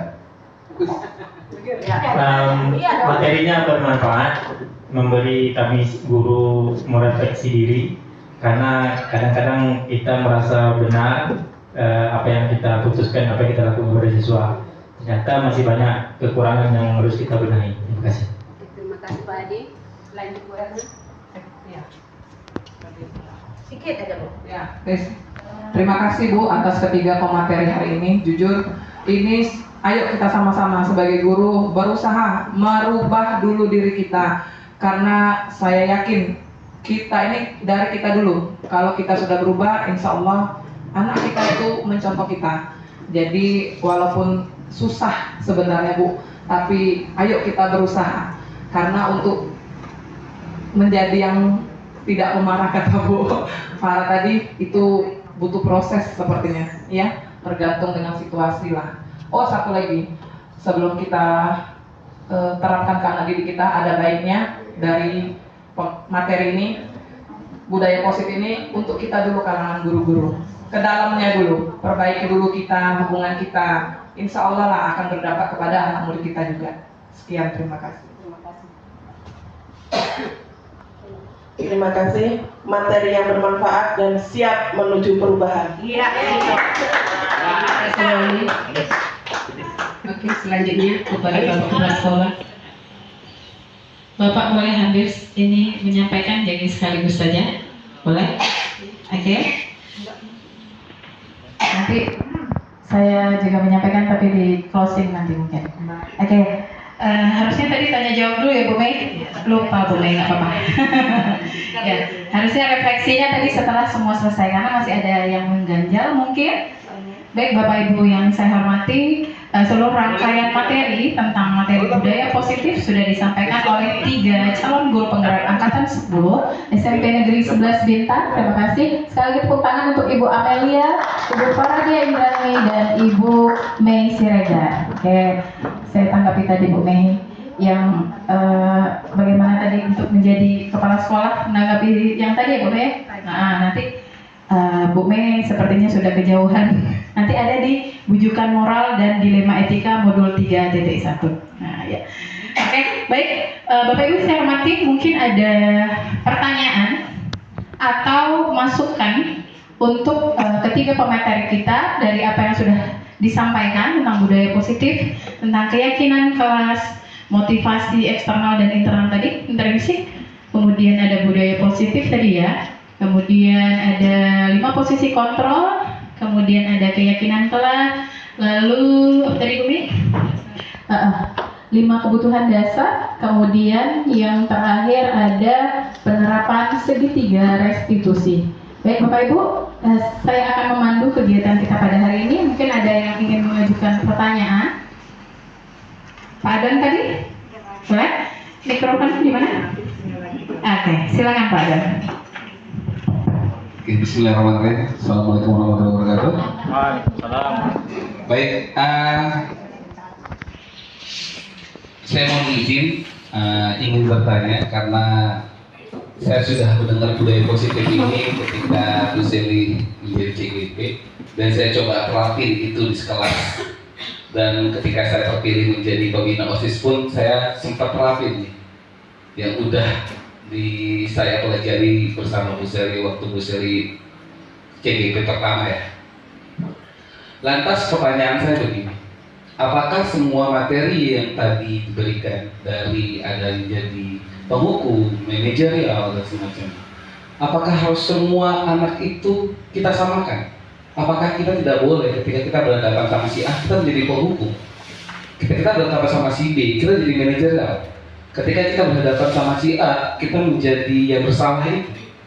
Lalu saya ini pertanyaannya, apakah kita harus menerapi semua anak dengan sistem yang sama yang kita pilih yang terbaik? Mungkin dari sini yang terbaik adalah memilih teman, ya kan, sebagai teman, sebagai manajerial. Lantas, ketika kita di lapangan, mohon maaf kita masuk ke lapangan teknisnya, berhadapan sama, kita sudah cek backgroundnya. Oh, orang tuanya lengkap sekali. Apa yang dikasih sudah ada. Bahkan orang tuanya adalah guru. Manual bapak ibu, mungkin bapak ibu sudah tahu. Apa yang masalah di situnya? Bukan orang tuanya, bukan dan semacamnya. Dan kenapa dia tinggal? Begitu. Oke, sudah diterapin. Oh, backgroundnya nggak ada masalah. Dia fine, bukan kesusahan. Apapun dikasih. Haruskah kita masuk ke konteks yang namanya itu tadi adalah manajerial? Kita manajerial seperti apa? Gitu. Menurut saya adalah, apakah pertanyaannya adalah gini, apakah setiap anak harus kita masuk menjadi manajerial yang terbaik? Gitu ya pertanyaan. Yang kedua adalah begini. Mohon maaf, bukan saya tidak mengkoreksi. Saya izinkan saya mengkoreksi sedikit. Karena di sini adalah penggerak untuk sekolah kita. Saya dari ketiga ini ingin mendengar kasus yang selama ini tidak diselesaikan dari tahun ke tahun. Contohnya adalah baris anak. Saya rata-rata semua guru merasakan emosi yang sangat puncak di hari Senin. Emosi sangat puncak di hari Senin. Seharusnya diawali dengan Senin upacara pagi, tapi kenapa kita harus berteriak? Saya minta solusi dari ketiga ini mungkin di dalam kasus budaya positif. Nah, apabila mendapatkan solusi, maksud saya solusi apa yang tepat di sini? Apakah saya menjadi manajerial, hukum dan semacamnya? Sementara ini di lapangan dan ini adalah kasus yang sangat sulit kita selesaikan. Bahkan ini bertahun-tahun kita ngalamin itu gitu. Secara teknis udah pernah masuk kelas udah, pernah menyusun udah semua. Oh, barisan di sini orangnya tidak boleh diganti-ganti dan semuanya seperti itu. Maksud saya adalah bagaimana ketika kita nextnya ketika emang ada lagi pelajaran seperti ini, kita mengambil contoh yang benar-benar masalah ini alami. Yang kedua mungkin adalah masalah motor. Mungkin Bu BK, Bu Ani dan semacamnya segala cara sudah diselesaikan untuk masalah ini. Oke. Bahkan manajerial, bahkan di situ ada pemantau dan semacamnya. Tapi kenapa tidak terselesaikan? Ya, terima kasih Pak Adon untuk pertanyaan-pertanyaannya ya. Terima kasih juga untuk Bu Faradiah tanggapannya. Ini memang menjadi catatan penting bagi kita para guru untuk memposisikan 5 kontrol tadi. Apakah kita bisa memperbaikinya mulai hari ini? Kita ambil sepakat posisi manajer Bapak Ibu. Mau tidak mau, suka tidak suka, memang posisi menjadi penghukum, rasa bersalah, kemudian teman juga, pemantau, itu sudah mulai kita singkirkan. Yuk sama-sama kita pakai posisi kontrol manajer karena dia merangkup semuanya. Di situ ada posisi temannya juga, ada posisi pemantaunya juga. Cuman cara kita beradaptasi dengan anak itu yang perlu penyesuaian, perlu perubahan. Ya, untuk nanti di lapangan menertibkan anak jangan lagi seperti telolong yang selama ini kita buat. Tidak akan ada perubahan Bapak Ibu. Pelan-pelan saja nanti kita. Tadi sudah disampaikan oleh Bu Farah adanya komitmen, adanya kolaborasi. Kami juga di sini bukan tadi di awal sudah saya sampaikan. Kami baru mau belajar. Baru di modul 1.4. Masih ada modul-modul yang masih kami pelajari. Kalau untuk Bu Seri dan Bu Pak Joko mungkin sudah ya, sama-sama nanti kita kolaborasi untuk memajukan sekolah kita. Tidak ada lagi ketidaknyamanan peserta didik kita datang ke sekolah. Tadi sudah ada kebutuhan-kebutuhan manusia yang harus kita penuhi ya. Ada rasa kebutuhan kasih sayang, anak yang butuh perhatian. Sama-sama kita rubah. Kita memposisikan kita sebagai manajer.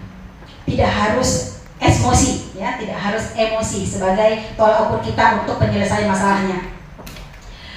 Kemudian tadi ditanamkan nilai-nilai kebajikan tadi. Tidak perlu harus semuanya, banyak nilai kebajikan. Tapi 1, 2, 3 saja kita mulai. Yang penting mulai dulu. Niat, mulai, terapkan. Ayo kita maju bersama-sama. Ya, apa dulu nih? Tanggung jawab dulu ya, yang paling penting ya. Kita tanamkan di diri anak tanggung jawab. Supaya apa? Ketika dia melakukan kesalahan, dia bisa memperbaikinya. Ya, tanggung jawab sudah ditanamkan di dalam dirinya. Itu aja tadi penambahan dari saya, sudah lengkap dijabarkan oleh Ibu Faradiah. Sebagai penutup boleh oleh Bu Mei Siregar, silakan. Oke, baik, terima kasih. Tadi sudah disampaikan oleh Bu Faradiah dan Bu Amel. Sebenarnya menurut saya sudah lengkap, tapi saya akan mengulang lagi. Jadi mengenai sebagai posisi kita sebagai guru, sebagai penghukum, sebagai teman, sebagai pemantau, pembuat merasa bersalah, sebagai manajer. Jadi ada baiknya kita setelah mempelajari ini memang kita bagusnya posisi kita sebagai manajer, karena kita ini sebagai pendidik, sebagai among. Jadi kita yang akan ditiru oleh anak kita. Jadi seperti yang dibilang Bu Farah juga tadi, kok anak kita masih susah diajak untuk baris dengan tertib, terus kok masih ada yang membawa motor ke sekolah, berarti dari diri kita, maksudnya diri kita, sekolah kita ini apa yang sudah kita sepakati ya kita laksanakan gitu ya Bapak Ibu. Jadi peraturan-peraturan yang kita buat itu ya kita laksanakan, kesepakatan di sekolah yang sudah kita buat ya kita laksanakan. Nah, jadi kita kembali kepada diri kita. Jadi ada baiknya memang setiap hari Senin itu, ketika saya juga telah pernah menjadi pembina OSIS, saya juga merasakan hal yang sama. Kok seolah-olah anak ini semua kok tanggung jawab saya, Bapak Ibu guru yang lain di mana? Jadi ada baiknya setelah ini Bapak Ibu guru semua, jadi ketika bel berbunyi kita semuanya langsung ke panggung. Itu harapan saya Bapak Ibu. Idealnya yaitu kita sebagai posisi manajer. Baik, tepuk tangan dulu Bapak Ibu. Baik, bahwa satu tadi yang perlu kita catat adalah komitmen. Yang kedua, mari kita berkolaborasi. Mungkin, nah itu sasarannya juga ke saya gitu ya, karena saya yang paling perdana di sini. Jadi sama seperti yang Bu Mei sampaikan tadi, ini adalah tanggung jawab kita bersama.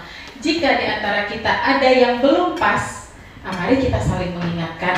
Jadi bukan saling menyalahkan. Jadi kita bersama-sama berkolaborasi gitu. Makanya di CGP itu, di program pendidik guru penggerak, yang paling utama yang harus kita laksanakan menuju perubahan adalah kita berkolaborasi. Nah, seperti itu. Nah, ini yang perlu. Jadi kita literasi terus berjalan. Jangan melihat kekurangan orang lain. Mari kita hargai orang lain dan keunggulannya sehingga bermanfaat untuk kita bersama. Bapak Ibu semua, terima kasih. Semangat semuanya. Assalamualaikum warahmatullahi wabarakatuh. Waalaikumsalam warahmatullahi wabarakatuh. Baik, terima kasih kepada Bapak. Saya simpulkan kembali Bapak Ibu bahwa pada hakikatnya kita semua adalah penggerak walaupun tanpa label guru penggerak.